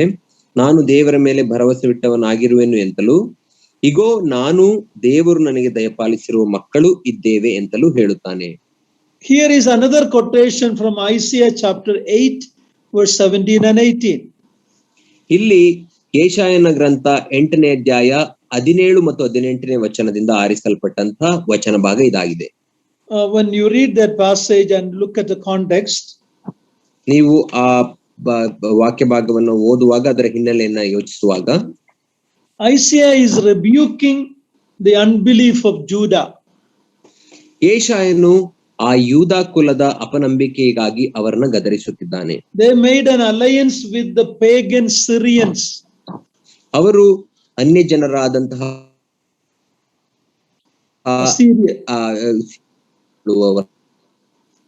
with the Assyrians. ಅಶ್ಶೂರ್ಯದವರೊಟ್ಟಿಗೆ ಮದುವೆ ಮಾಡಿಕೊಳ್ಳುವರಾದರು. ಒಡಂಬಡಿಕೆ, they would go looking to Assyrians for help. ಅವರು ಅಶ್ಶೂರ್ಯದವರನ್ನ ಸಹಾಯಕ್ಕಾಗಿ ಎದುರು ನೋಡುತ್ತಿದ್ದರು. But the prophet is saying, I and my children will trust in God. ಆದರೆ ಇಲ್ಲಿ ಪ್ರವಾದಿಯು ಹೇಳುತ್ತಿದ್ದಾನೆ, ನಾನು ದೇವರು ನನಗೆ ದಯಪಾಲಿಸಿರುವ ಮಕ್ಕಳು ಇದ್ದೇವೆ ಎಂಬುದಾನೆ. We will trust in God. ನಾನು ನನ್ನ ಮಕ್ಕಳು ದೇವರಲ್ಲಿ ಭರವಸೆ ಇಡುತ್ತೇವೆ ಎಂಬುದಾಗಿ ಹೇಳುತ್ತಾನೆ. So the writer of Hebrews is applying the words of Isaiah to Jesus Christ. ಆದ್ದರಿಂದ ಇಬ್ರಿಯ ಪತ್ರಿಕೆಯ ಬರಹಗಾರನು ಆ ಯೆಶಾಯನ ಆ ಒಂದು ಮಾತನ್ನ ಇಲ್ಲಿ ತನ್ನ ಪತ್ರಿಕೆಯಲ್ಲಿ ಬಳಸಿಕೊಳ್ಳುತ್ತಿದ್ದಾನೆ. Is applying to Jesus Christ. ಅದನ್ನ ಯೇಸು ಕ್ರಿಸ್ತನಿಗೆ ಅನ್ವಯಿಸುತ್ತಿದ್ದಾನೆ. He trusts in God. ಆತನು ಯೇಸು ಕ್ರಿಸ್ತ ದೇವರಲ್ಲಿ ನಂಬುತ್ತಾನೆ. His children will trust in God. ಆತನ ಮಕ್ಕಳು ಕೂಡ ದೇವರಲ್ಲಿ ನಂಬಿಕೆ ಇಡುತ್ತಾರೆ. The point is this: Jesus closely identified with believers. ಅದರ ಅರ್ಥ ಯೇಸು ಕ್ರಿಸ್ತನು ತನ್ನ ತಾನು ವಿಶ್ವಾಸಿಗಳೊಟ್ಟಿಗೆ ಗುರುತಿಸಿಕೊಳ್ಳುತ್ತಿದ್ದಾನೆ. Such close fellowship demands common humanity. ಅಂತಹ ನಿಕಟವಾದಂತಹ ಅನ್ಯೋನ್ಯತೆ ಇರಬೇಕಾದರೆ ಇಬ್ಬರಿಗೂ ಮಾನವ ಸ್ವಭಾವ ಇರಬೇಕಾಗುತ್ತದೆ. Okay, another reason why he suffered and died. ಯೇಸು ಕ್ರಿಸ್ತನು ಯಾಕೆ ಬಾಧೆಯನ್ನು ಅನುಭವಿಸಿ ಸಾಯಬೇಕಾಯಿತು ಎಂಬುದಕ್ಕೆ ಇನ್ನೊಂದು ಕಾರಣವನ್ನು ನಾವು ನೋಡುವಾಗ, he suffered to bear the judgment of sin, namely death. ಆತನು ಬಾಧೆಯನ್ನು ಅನುಭವಿಸಬೇಕಾದ ಕಾರಣ ಏನೆಂದರೆ ಆ ಪಾಪಕ್ಕೆ ಕೊಡಬೇಕಾದಂತಹ ಸಂಬಳವಾದಂತಹ ಮರಣವನ್ನ ಅನುಭವಿಸಬೇಕಾಗಿತ್ತು. ಅದಕ್ಕಾಗಿ ಸತ್ತನು. Bible clearly teaches that death is the punishment of sin. ಸತ್ಯವೇದವು ಸ್ಪಷ್ಟವಾಗಿ ಬೋಧಿಸುತ್ತದೆ, ಪಾಪಕ್ಕೆ ಸಿಗುವಂತಹ ಸಂಬಳ ಅಥವಾ ಶಿಕ್ಷೆ ಅದು ಮರಣವಾಗಿದೆ. We read that first time in Genesis 2:17. ಅದನ್ನು ನಾವು ಮೊದಲನೇ ಬಾರಿಗೆ ಸತ್ಯವೇದದಲ್ಲಿ ಎಲ್ಲಿ ಓದುತ್ತೇವೆ ಅಂದರೆ ಆದಿಕಾಂಡ 2ನೇ ಅಧ್ಯಾಯ 17ನೇ ವಚನದಲ್ಲಿ. Romans 5:12 also. ರೋಮಾಪುರದವರಿಗೆ ಬರೆದ ಪತ್ರಿಕೆ 5ನೇ ಅಧ್ಯಾಯ 12ನೇ ವಚನ. Yes uncle. God's holy nature demands that sin be punished. ದೇವರ ಆ ಪರಿಶುದ್ಧ ಸ್ವಭಾವವು ಪಾಪವು ಶಿಕ್ಷಿಸಲ್ಪಡಬೇಕು ಎಂಬುದನ್ನು ಬಯಸುತ್ತದೆ. At the cross, Jesus met the demand of a holy God.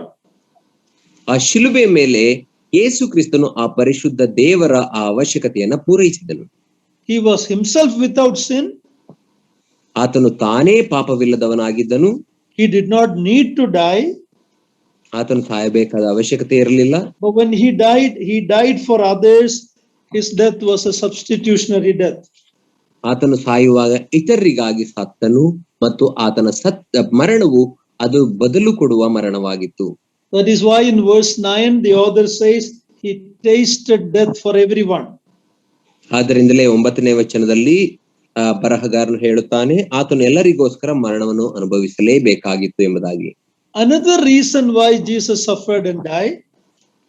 ಇನ್ನೊಂದು ಕಾರಣ ಯೇಸು ಕ್ರಿಸ್ತನು ಯಾಕೆ ಬಾಧೆಯನ್ನು ಅನುಭವಿಸಿ ಸತ್ತನು ಎಂದರೆ to make devil powerless. Verse 14 to 16. 14ರಿಂದ 16ನೇ ವಚನದಲ್ಲಿ ನೋಡುವ ಪ್ರಕಾರ ಸೈತಾನನನ್ನ ಅಡಗಿಸಿ ಬಿಡುವುದಕ್ಕೆ ಅವನನ್ನ ಬಲಹೀನನನ್ನಾಗಿ ಮಾಡುವುದಕ್ಕಾಗಿ. Let's read verse 14 and 15. 14 ಮತ್ತು 15ನೇ ವಚನವನ್ನು ನಾವು ಓದಿಕೊಳ್ಳೋಣ. ಇದಲ್ಲದೆ ಮಕ್ಕಳು ರಕ್ತ ಮಾಂಸಧಾರಿಗಳಾಗಿರುವುದರಿಂದ ಆತನು ಅವರಂತೆಯೇ ಆದನು. ತನ್ನ ಮರಣದಿಂದಲೇ ಮರಣಾಧಿಕಾರಿಯನ್ನು ಅಂದರೆ ಸೈತಾನನನ್ನು ಅಡಗಿಸಿ ಬಿಡುವುದಕ್ಕೂ ಮರಣ ಭಯದ ದೆಸೆಯಿಂದ ತಮ್ಮ ಜೀವಮಾನದಲ್ಲೆಲ್ಲ ದಾಸತ್ವದೊಳಗಿದ್ದವರನ್ನು ಬಿಡಿಸುವುದಕ್ಕೂ ಅವರಂತೆ ರಕ್ತ ಮಾಂಸಧಾರಿಯಾದನು. Jesus suffered and died to make the devil powerless. ಯೇಸು ಕ್ರಿಸ್ತನು ಬಾಧೆಯನ್ನು ಅನುಭವಿಸಿ ಸತ್ತ ಕಾರಣ ಸೈತಾನನನ್ನ ಬಲಹೀನನನ್ನಾಗಿ ಮಾಡುವುದಕ್ಕಾಗಿ. Devil is very real. ಸೈತಾನನು ಆತನು ನಿಜವಾದವನಾಗಿದ್ದಾನೆ. Son means he is real, means he exists. Some people don't believe there is a devil. ಆತನು ನಿಜವಾಗಿದ್ದಾನೆ ಎಂಬುದಾಗಿ ಹೇಳುವಾಗ ಅದರ ಅರ್ಥ ಆತನು ನಿಜವಾಗಿಯೂ ಅಸ್ತಿತ್ವದಲ್ಲಿದ್ದಾನೆ ಎಂಬುದಾಗಿ. ಕೆಲವರು ಸೈತಾನನು ಇದ್ದಾನೆ ಎಂಬುದನ್ನು ಕೂಡ ನಂಬುವುದಿಲ್ಲ. Son of God became man to defeat the devil. ದೇವರ ಮಗನು ಮನುಷ್ಯನಾದನು ಯಾಕಂದರೆ ಸೈತಾನನನ್ನ ಸೋಲಿಸುವುದಕ್ಕಾಗಿ. Devil keeps people in bondage. ಸೈತಾನನು ಜನರನ್ನ ಬಂಧನದಲ್ಲಿ ಇಡುತ್ತಾನೆ. Through fear of death, we read in verse 15. ಮರಣ ಭಯದ ಆ ಬಂಧನದಲ್ಲಿ ಅವರನ್ನ ಇಡುತ್ತಾನೆ ಎಂಬುದಾಗಿ ನಾವು 15ನೇ ವಚನದಲ್ಲಿ ನೋಡುತ್ತೇವೆ. Death is his weapon. ಮರಣವೇ ಆತನ ಒಂದು ಅಸ್ತ್ರವಾಗಿದೆ. He lied to Eve. ಆತನು ಅವಳಿಗೆ ಸುಳ್ಳನ್ನ ಹೇಳಿದನು. Why do people fear death? ಯಾಕೆ ಜನರು ಮರಣ ಎಂಬುದಾಗಿ ಹೇಳುವಾಗ ಭಯಪಡುತ್ತಾರೆ? Because there is an unknown future after death. ಯಾಕಂದರೆ ತಮಗೆ ತಿಳಿಯದಂತಹ ಭವಿಷ್ಯ ಉಂಟು ಮರಣದ ನಂತರ. In other words, they fear what may come after death. Hebrews 9:27 says, it is appointed for man once to die and then comes judgment. ಯಾಕಂದರೆ ಮರಣದ ನಂತರ ಏನು ಕಾದಿದೆಯೋ ಎಂಬುದರ ಕುರಿತಾಗಿ ಅವರಿಗೆ ಭಯ ಉಂಟು. ಇಬ್ರಿಯರಿಗೆ ಬರೆದ ಪತ್ರಿಕೆ 9ನೇ ಅಧ್ಯಾಯ 27ನೇ ವಚನ ಈ ರೀತಿ ಹೇಳುತ್ತದೆ, ಒಂದೇ ಸಾರಿ ಸಾಯುವುದು, ಆಮೇಲೆ ನ್ಯಾಯ ತೀರ್ಪು ಮನುಷ್ಯನಿಗೆ ನೇಮಕವಾಗಿದೆ ಎಂಬುದಾಗಿ. Here in verse 14, since children share flesh and blood. 14ನೇ ವಚನದಲ್ಲಿ ಮಕ್ಕಳು ರಕ್ತ ಮಾಂಸಧಾರಿಗಳಾಗಿರುವುದರಿಂದ. Here the children means all people who are children by creation. ಇಲ್ಲಿ ಮಕ್ಕಳು ಎಂಬುದಾಗಿ ಹೇಳುವಾಗ ಯಾರ್ಯಾರು ದೇವರಿಂದ ಸೃಷ್ಟಿಸಲ್ಪಟ್ಟಿದ್ದಾರೋ ಅವರೆಲ್ಲರೂ ಆತನ ಮಕ್ಕಳು. In one sense, every man is born of created by God, so we can say they are children of God. ಇನ್ನೊಂದು ಅರ್ಥದಲ್ಲಿ ಹೇಳುವುದಾದ್ರೆ ಎಲ್ಲ ಮಾನವರು ಅವರು ದೇವರಿಂದ ಸೃಷ್ಟಿಸಲ್ಪಟ್ಟ ಕಾರಣ ಅವರೆಲ್ಲರೂ ದೇವರ ಮಕ್ಕಳಾಗುತ್ತಾರೆ. But sin separated us from God, we became children of the devil. ಆದರೆ ಪಾಪವು ನಮ್ಮನ್ನ ದೇವರಿಂದ ಅಗಲಿಸಿದ್ದರಿಂದ ನಾವು ಸೈತಾನನ ಮಕ್ಕಳಾದೆವು. So they are under bondage and fear of death. ಆದ್ದರಿಂದ ಅವರು ಮರಣ ಭಯವೆಂಬಂತಹ ಬಂಧನದಲ್ಲಿ ಇದ್ದಾರೆ. Christ had to take or assume human nature, that is flesh and blood. ಆದ್ದರಿಂದ ಯೇಸು ಕ್ರಿಸ್ತನು ಆ ಮನುಷ್ಯಧಾರಿಯಾಗಬೇಕಾಯಿತು, ಅಂದರೆ ರಕ್ತ ಮಾಂಸಧಾರಿಯಾಗಬೇಕಾಯಿತು. The problem faced by man is death. ಮನುಷ್ಯನ ಸಮಸ್ಯೆ ಅದು ಮರಣವೇ ಆಗಿತ್ತು. So God's son had to assume human nature. ಆದ್ದರಿಂದ ಮಗನಾದ ದೇವರು ಮಾನವನ ಸ್ವಭಾವವನ್ನ ಧರಿಸಬೇಕಾಯಿತು. In that human nature, he was capable of dying. ಆ ಒಂದು ಮಾನವ ಸ್ವಭಾವದಲ್ಲಿ ಆತನು ಸಾಯುವ ಶಕ್ತಿಯನ್ನು ಕೂಡ ಹೊಂದಿದ್ದನು. ಸಾಯುವ ಸಾಧ್ಯತೆ, ಸಾಯತಕ್ಕ. God cannot die. ದೇವರು ಸಾಯಲಿಕ್ಕೆ ಸಾಧ್ಯವಿಲ್ಲ. Someone has said like this. ಯಾರೋ ಈ ರೀತಿ ಹೇಳಿದ್ದಾರೆ, it is fitting that the one who defeated man, yes uncle, continue. The one who defeated man, that is Satan, ಮನುಷ್ಯನನ್ನ ಸೋಲಿಸಿದಂತಹ ಸೈತಾನನು, he should be defeated by another man, Jesus. ಆತನು ಇನ್ನೊಬ್ಬ ಮನುಷ್ಯನಾದಂತ ಯೇಸು ಕ್ರಿಸ್ತನಿಂದ ಸೋಲಿಸಲ್ಪಡಬೇಕು. Jesus Christ defeated the devil on the cross with his own weapon. ಯೇಸು ಕ್ರಿಸ್ತನು ಸೈತಾನನ್ನ ಶಿಲುಬೆ ಮೇಲೆ ತನ್ನದೇ ಆದಂತ ಅಸ್ತ್ರದಿಂದ ಸೋಲಿಸಿದನು. Means Satan's weapon, death. ಅಂದರೆ ಸೈತಾನನ ಅಸ್ತ್ರವಾದಂತಹ ಮರಣದಿಂದಲೇ ಸೈತಾನನನ್ನ ಸೋಲಿಸಿದನು. Do you remember in 1 Samuel 17:51, you don't need to turn there, when David defeated Goliath and David had no sword with him, so he got on him, took the Goliath sword and cut his head off. ನಾವು 1 ಸಮುವೇಲನ ಗ್ರಂಥ 17ನೇ ಅಧ್ಯಾಯ 51ನೇ ವಚನದಲ್ಲಿ ನಾವು ನೋಡುವಾಗ ದಾವೀದನು ಗೊಲ್ಯಾತನನ್ನ ಕೊಲ್ಲಬೇಕಾದರೆ ಆತನನ್ನ ಕೊಲ್ಲಲಿಕ್ಕೆ ಆತನ ಬಳಿಯಲ್ಲಿ ಯಾವ ಆಯುಧವೂ ಇರಲಿಲ್ಲ. ಆಗ ದಾವೀದನು ಆ ಗೊಲ್ಯಾತನ ಆಯುಧವನ್ನೇ ತೆಗೆದುಕೊಂಡು ಆತನ ಕತ್ತಿಯಿಂದಲೇ ಆತನನ್ನ ಸಂಹರಿಸುತ್ತಾನೆ. So Christ by his own weapon, the death. ಆದ್ದರಿಂದ ಯೇಸು ಕ್ರಿಸ್ತನು ಸೈತಾನನದೇ ಅಸ್ತ್ರವಾದಂತಹ ಮರಣದಿಂದ ಆತನ ತಲೆಯನ್ನ ಜಜ್ಜಿದನು. Oh, hallelujah. Now you and I as God's children need not fear death anymore. ಆದ್ದರಿಂದ ಹಲ್ಲೆಲೂಯ, ದೇವರಿಗೆ ನಾವು ಸ್ತೋತ್ರ ಸಲ್ಲಿಸೋಣ. ಈಗ ನಾನು ನೀವು ದೇವರ ಮಕ್ಕಳಾಗಿ ಮರಣಕ್ಕೆ ಭಯಪಡುವ ಯಾವ ಅವಶ್ಯಕತೆಯೂ ಇಲ್ಲ. I'll finish in a few minutes. Please bear with me. ನಾನು ಕೆಲವೇ ನಿಮಿಷಗಳಲ್ಲಿ ಇದನ್ನು ಮುಗಿಸುತ್ತೇನೆ, ನನ್ನೊಟ್ಟಿಗೆ ತಾಳಿಕೊಂಡಿರ್ರಿ. Devil is told to have the power of death. ಸೈತಾನನಿಗೆ ಸೈತಾನನನ್ನ ಮರಣದ ಅಧಿಕಾರಿ ಎಂಬುದಾಗಿ ನಾವು ಕರೆಯುತ್ತೇವೆ. Remember, Jesus in the gospel called him a murderer. ಯೇಸು ಕ್ರಿಸ್ತನು ತನ್ನ ಸುವಾರ್ತೆಯಲ್ಲಿ ಆತನನ್ನ ಕೊಲೆಗಾರನು ಎಂಬುದಾಗಿ ಕರೆದನು.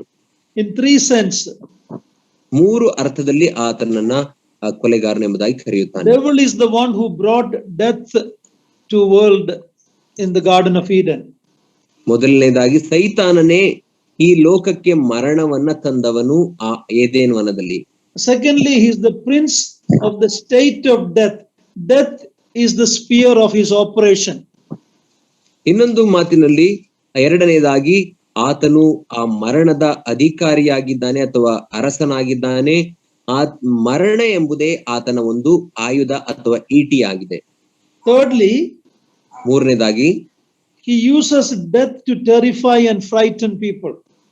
ಜನರನ್ನ ಎದುರಿಸುವುದಕ್ಕಾಗಿ ಆತನು ಮರಣವನ್ನೇ ಒಂದು ಆಯುಧವನ್ನಾಗಿ ಉಪಯೋಗಿಸುತ್ತಾನೆ. Jesus Christ destroyed him. ಯೇಸು ಕ್ರಿಸ್ತನು ಆತನನ್ನ ನಾಶಗೊಳಿಸಿದನು. Destroy does not mean annihilate. ಇಲ್ಲದೆ ಮಾಡಿದಂತೆ ಅಲ್ಲ. ನಾಶಗೊಳಿಸಿದನು ಎಂಬುದಾಗಿ ಹೇಳುವಾಗ ಆತನನ್ನ ಸಂಪೂರ್ಣವಾಗಿ ಇಲ್ಲದಂತಾಗ ಮಾಡಿದನು ಎಂಬುದಾಗಿ ಅಲ್ಲ. To make him ineffective or powerless. ಆತನನ್ನ ನಿರ್ಬಲನನ್ನಾಗಿ ಮಾಡಿದನು ಎಂಬುದೇ ಅದರ ಅರ್ಥ. When you hit a snake on his head and crush his head, ಒಂದು ಹಾವನ್ನ ಅದರ ತಲೆಯ ಮೇಲೆ ಜಜ್ಜಿ ಅದನ್ನ ಸಾಯಿಸುವಾಗ, for some time he will still move his tails and some people will be afraid. ಸ್ವಲ್ಪ ಸಮಯದವರೆಗೂ ಆ ಹಾವು ತನ್ನ ದೇಹವನ್ನೆಲ್ಲ ಅಳ್ಳಾಡಿಸುತ್ತಾ ಮೂವ್ ಮಾಡುತ್ತದೆ. Especially the tail part. ಮುಖ್ಯವಾಗಿ ತನ್ನ ಬಾಲವನ್ನ ಅದು ಅಲ್ಲಾಡಿಸುತ್ತಿರುತ್ತದೆ. But a person who know that the head is crushed need not fear that snake anymore. ಯಾವ ವ್ಯಕ್ತಿ ಅದರ ತಲೆ ಜಜ್ಜಿದೆ ಎಂಬುದನ್ನ ನಂಬುತ್ತಾನೋ ಅವನಿಗೆ ಅದರ ಬಗ್ಗೆ ಭಯಪಡುವ ಯಾವ ಅವಶ್ಯಕತೆಯೂ ಇಲ್ಲ. Another reason Christ suffered and died. ಯೇಸು ಕ್ರಿಸ್ತನು ಬಾಧೆಯನ್ನು ಅನುಭವಿಸಿ ಸತ್ತದ್ದಕ್ಕೆ ಇನ್ನೊಂದು ಕಾರಣ ಏನೆಂದರೆ, verse 16 we read it. 16ನೇ ವಚನವನ್ನು ನಾವು ಓದಿಕೊಳ್ಳೋಣ. ಆತನು ದೇವದೂತರನ್ನು ಹಿಡಿದವನೆಂದು ಬರೆದಿಲ್ಲ, ಅಬ್ರಹಾಮನ ಸಂತತಿಯನ್ನು ಕೈ ಹಿಡಿದಿದ್ದಾನಷ್ಟೇ. So Christ became a man to help man. ಯೇಸು ಕ್ರಿಸ್ತನು ಮಾನವನಾದನು ಯಾಕಂದರೆ ಮಾನವನಿಗೆ ಸಹಾಯ ಮಾಡಲಿಕ್ಕಾಗಿ. It is not the angels he came to help. ಆತನು ದೇವದೂತರಿಗೆ ಸಹಾಯ ಮಾಡಲಿಕ್ಕೆ ಬರಲಿಲ್ಲ. The original readers of Hebrews epistle highly honored angels. ಇಬ್ರಿಯ ಗ್ರಂಥವನ್ನ ಯಾರಿಗೆ ಮೂಲವಾಗಿ ಬರೆಯಲ್ಪಟ್ಟಿತೋ ಆ ಒಂದು ಓದುಗರು ದೇವದೂತರನ್ನ ಅತ್ಯಂತ ಶ್ರೇಷ್ಠ ಎಂಬುದಾಗಿ ಎಣಿಸುತ್ತಿದ್ದರು. They thought Christ became man, so he was less than angels. ಅವರು ನೆನೆಸಿದರು ಯೇಸು ಕ್ರಿಸ್ತನು ಮನುಷ್ಯನಾದ ಕಾರಣ ಮಾನವನಾದ ಕಾರಣ ದೇವದೂತರಿಗಿಂತ ಕಡಿಮೆ ಎಂಬುದಾಗಿ ನೆನೆಸಿದರು. Angels are not part of God's redemption plan. ದೇವರ ಆ ಬಿಡುಗಡೆಯ ಯೋಜನೆಯಲ್ಲಿ ದೇವದೂತರ ಯಾವ ಪಾತ್ರವೂ ಇಲ್ಲ. He became a man and died to help aid man. ಯೇಸು ಕ್ರಿಸ್ತನು ಮಾನವನ ಹಾಗೆಯೇ ಸತ್ತ ಕಾರಣ ಏನೆಂದರೆ ಮಾನವನಿಗೆ ಸಹಾಯ ಮಾಡಲಿಕ್ಕಾಗಿಯೇ. Another word is seed of Abraham. ಇನ್ನೊಂದು ಮಾತಿನಲ್ಲಿ ಹೇಳುವುದಾದ್ರೆ ಅಬ್ರಹಾಮನ ಸಂತತಿಗೆ ಸಹಾಯ ಮಾಡಲಿಕ್ಕೆ. This aid is available to all mankind, but it is only applicable to Abraham's children. ಈ ಒಂದು ಸಹಾಯವು ಎಲ್ಲಾ ಮನುಷ್ಯರಿಗೂ ಕೂಡ ದೊರಕುವುದಾಗಿದೆ, ಆದರೆ ಅದು ಅಬ್ರಹಾಮನ ಸಂತತಿಗೆ ಮಾತ್ರ ಮೀಸಲಾಗಿ ಇಡಲ್ಪಟ್ಟಿದೆ. It is very personal because most of the original readers were Jewish people. ಇದು ಅತ್ಯಂತ ವಿಶೇಷವಾದದ್ದು ಮತ್ತು ಅತ್ಯಂತ ಪರ್ಸನಲ್ ವೈಯಕ್ತಿಕವಾದದ್ದು. ಯಾಕಂದರೆ ಈ ಪತ್ರಿಕೆಯನ್ನು ಓದುತ್ತಿದ್ದಂತವರು ಅವರು ಯಹೂದ್ಯರು. Galatians 3:29 says, we are also Abraham's children when we became believers in Jesus Christ. ಗಲಾತ್ಯದವರಿಗೆ ಬರೆದ ಪತ್ರಿಕೆ 3ನೇ ಅಧ್ಯಾಯ 28ನೇ ವಚನವು ಹೇಳುತ್ತದೆ, ನಾವು ಕ್ರಿಸ್ತನಲ್ಲಿ ನಂಬಿಕೆ ಇಟ್ಟಾಗ ನಾವು ಕೂಡ ಅಬ್ರಹಾಮನ ಸಂತತಿಯವರಾದೆವು. Verse 17 lastly, 17 and 18. 17 ಮತ್ತು 18ನೇ ವಚನವನ್ನು ನಾವು ಓದಿಕೊಳ್ಳೋಣ. ಆದದರಿಂದ ಆತನು ಎಲ್ಲಾ ವಿಷಯಗಳಲ್ಲಿ ತನ್ನ ಸಹೋದರರಿಗೆ ಸಮಾನನಾಗಬೇಕಾಗಿ ಬಂತು. ಹೀಗೆ ಆತನು ಜನರ ಪಾಪಗಳನ್ನು ನಿವಾರಣೆ ಮಾಡುವುದಕ್ಕಾಗಿ ದೇವರ ಕಾರ್ಯಗಳಲ್ಲಿ ಕರುಣೆಯೂ ನಂಬಿಕೆಯೂ ಉಳ್ಳ ಮಹಾಯಾಜಕನಾದನು. ತಾನೇ ಶೋಧಿಸಲ್ಪಟ್ಟು ಬಾಧೆಯನ್ನು ಅನುಭವಿಸಿರುವುದರಿಂದ ಶೋಧಿಸಲ್ಪಡುವವರಿಗೆ ಸಹಾಯ ಮಾಡುವುದಕ್ಕೆ ಶಕ್ತನಾಗಿದ್ದಾನೆ. Another reason why Christ became man, suffered and died to be our great high priest. ಇನ್ನೊಂದು ಕಾರಣ ಯಾಕೆ ಕ್ರಿಸ್ತನು ಮನುಷ್ಯನಾಗಿ ಮನುಷ್ಯನ ಬಾಧೆಯನ್ನು ಅನುಭವಿಸಿ ಸತ್ತನು ಎಂದರೆ ಮನುಷ್ಯನ ಮಹಾಯಾಜಕನಾಗಲಿಕ್ಕಾಗಿ. In all respect, ಎಲ್ಲಾ ವಿಷಯದಲ್ಲಿಯೂ ಮಾನವನ ಮಹಾಯಾಜಕನಾಗಲಿಕ್ಕೆ. It did not mean that he became sinful, but he became he experienced suffering, toils and pains of man's life. ಅದರ ಅರ್ಥ ಆತನು ಪಾಪಿಯಾದನು ಎಂಬುದಾಗಿ ಅಲ್ಲ, ಬದಲಾಗಿ ಎಲ್ಲಾ ಅರ್ಥದಲ್ಲಿಯೂ ಮಾನವನ ಕಷ್ಟ, ಸಂಕಟ, ನೋವುಗಳನ್ನ ಆತನು ಹಾದು ಹೋದನು. And so he became a merciful and faithful high priest. ಆದ್ದರಿಂದಲೇ ಆತನು ಕರುಣೆಯುಳ್ಳಂತಹ ಕೃಪೆಯುಳ್ಳಂತಹ ಮಹಾಯಾಜಕನಾದನು. Two things, merciful and faithful.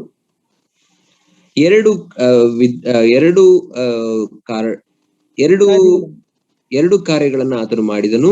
ಮೊದಲನೇದು ಕೃಪೆಯುಳ್ಳವನಾದನು ಮತ್ತು ಕರುಣೆಯುಳ್ಳವನಾದನು. ನಂಬಿಕೆಯುಳ್ಳಂತಹ ಕರುಣೆಯುಳ್ಳಂತಹ ಮಹಾಯಾಜಕನಾದನು. Merciful in his relationship to man,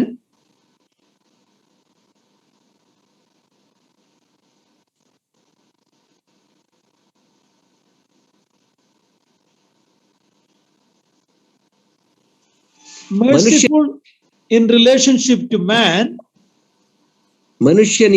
ಮನುಷ್ಯನ ಸಂಬಂಧದಲ್ಲಿ ಕರುಣೆಯುಳ್ಳವನಾದನು ಎಂಬುದಾಗಿ ಹೇಳುವಾಗ, and faithful in his relationship to his father God, ಮತ್ತು ದೇವರ ಸಂಬಂಧದಲ್ಲಿ ನಂಬಿಕೆಯುಳ್ಳವನಾದನು. He became man to become a merciful and faithful high priest. ಆತನು ಮಾನವನಾದ ಕಾರಣವೇನೆಂದರೆ ಕರುಣೆಯುಳ್ಳ ನಂಬಿಕೆಯುಳ್ಳ ಮಹಾಯಾಜಕನಾಗಲಿಕ್ಕಾಗಿ. In Hebrews, this is the first place where he is mentioned as a high priest. ಇಬ್ರಿಯರಿಗೆ ಬರೆದ ಪತ್ರಿಕೆಯಲ್ಲಿ ಇದೇ ಪ್ರಪ್ರಥಮವಾಗಿ ಆತನನ್ನ ಮಹಾಯಾಜಕನಿಗೆ ಹೋಲಿಸಲಾಗಿದೆ. Priest is a mediator between God and man. ಯಾಜಕನು ದೇವರಿಗೂ ಮನುಷ್ಯರಿಗೂ ಮಧ್ಯವರ್ತಿಯಾಗಿದ್ದಾನೆ. Man can only come to God through him. ಮನುಷ್ಯನು ಮಹಾಯಾಜಕನ ಮಧ್ಯಸ್ಥಿಕೆಯ ಮೂಲಕ ಮಾತ್ರ ದೇವರ ಬಳಿಗೆ ಬರಲಿಕ್ಕೆ ಸಾಧ್ಯ. He became a propitiation for us. ಆತನು ನಮಗಾಗಿ ಪ್ರಾಯಶ್ಚಿತ್ತ ಯಜ್ಞವಾದನು. To remove God's wrath over sin, he took that place. ಪಾಪದ ಮೇಲಿರುವಂತಹ ದೇವರ ಆ ಒಂದು ಮಹಾಕೋಪವನ್ನ ತೆಗೆಯಲಿಕ್ಕಾಗಿ ಆತನು ಆ ಶಿಕ್ಷೆಯನ್ನ ಅನುಭವಿಸಿದನು. Finally, we read that because he himself suffered and tempted, he is able to help those who are being tempted. ಕಡೆಯದಾಗಿ ನಾವು ಈ ರೀತಿ ಓದುತ್ತೇವೆ, ತಾನೇ ಶೋಧಿಸಲ್ಪಟ್ಟು ಬಾಧೆಯನ್ನು ಅನುಭವಿಸಿದ್ದರಿಂದ ಶೋಧಿಸಲ್ಪಡುವವರಿಗೆ ಸಹಾಯ ಮಾಡುವುದಕ್ಕೆ ಶಕ್ತನಾಗಿದ್ದಾನೆ. Two things, he is not only able but he is willing. ಎರಡು ವಿಷಯಗಳನ್ನು ನಾವು ಇಲ್ಲಿ ನೋಡುತ್ತೇವೆ. ಆತನು ಶಕ್ತನು ಮಾತ್ರವಲ್ಲ ಮತ್ತು ಸಹಾಯ ಮಾಡಲಿಕ್ಕೆ ಮನಸ್ಸುಳ್ಳವನು ಕೂಡ ಆಗಿದ್ದಾನೆ. Some people may be able but they are not willing. ಕೆಲವು ಜನರು ಅವರು ಸಹಾಯ ಮಾಡಲಿಕ್ಕೆ ಶಕ್ತರಾಗಿರಬೇಕು, ಆದರೆ ಸಹಾಯ ಮಾಡುವ ಇಷ್ಟ ಅವರಲ್ಲಿ ಇರುವುದಿಲ್ಲ. Some people are willing but they are not able. ಆದರೆ ಇನ್ನು ಕೆಲವು ಜನರಿಗೆ ಸಹಾಯ ಮಾಡುವ ಆಸೆ ಇರುತ್ತದೆ, ಆದರೆ ಅವರು ಶಕ್ತರಾಗಿರುವುದಿಲ್ಲ ಸಹಾಯ ಮಾಡಲಿಕ್ಕೆ. Remember when the leper came to Jesus and he asked him, Lord, if you are willing, you can make me clean. ಆ ಕುಷ್ಠರೋಗಿಯು ಯೇಸು ಕ್ರಿಸ್ತನ ಬಳಿಗೆ ಬಂದು ಕೇಳುವಾಗ, ಕರ್ತನೇ, ನಿನಗೆ ಮನಸ್ಸಿದ್ದರೆ ನನ್ನನ್ನು ಶುದ್ಧ ಮಾಡು. He has heard about Jesus healing many sick people, so he knew that Jesus can, but he was not sure whether Jesus was willing to heal a leper. ಆತನಿಗೆ ಗೊತ್ತಿತ್ತು ಯೇಸು ಕ್ರಿಸ್ತನು ಅನೇಕ ರೋಗಿಗಳನ್ನು ಸ್ವಸ್ಥ ಮಾಡಿದನು ಎಂಬುದಾಗಿ, ಆದರೆ ಆತನಿಗೆ ಯೇಸು ಕ್ರಿಸ್ತನಿಗೆ ತನ್ನನ್ನ ಸ್ವಸ್ಥ ಮಾಡಲಿಕ್ಕೆ ಮನಸ್ಸಿದೆಯೋ ಇಲ್ಲವೋ ಎಂಬ ವಿಷಯ ತಿಳಿದಿರಲಿಲ್ಲ. Oh, my beloved brothers and sisters, hallelujah, what a savior we have. He is both able and willing to save us. ನನ್ನ ಪ್ರಿಯ ಸಹೋದರ ಸಹೋದರಿಯರೇ, ನಮ್ಮ ರಕ್ಷಕನಾದ ಯೇಸು ಕ್ರಿಸ್ತನು ಆತನು ಮಹಾಯಾಜಕನಾಗಿ ಆತನು ಸಹಾಯ ಮಾಡಲಿಕ್ಕೆ ಶಕ್ತನು ಮಾತ್ರವಲ್ಲ, ಸಹಾಯ ಮಾಡುವ ಮನಸ್ಸು ಕೂಡ ಆತನಿಗೆ ಉಂಟು. May the Lord bless these thoughts to my heart and your heart. ದೇವರು ಈ ಆಲೋಚನೆಗಳನ್ನು ನನ್ನ ಹೃದಯಕ್ಕೆ ಮತ್ತು ನಿಮ್ಮ ಹೃದಯಕ್ಕೆ ಆಶೀರ್ವದಿಸಲಿ.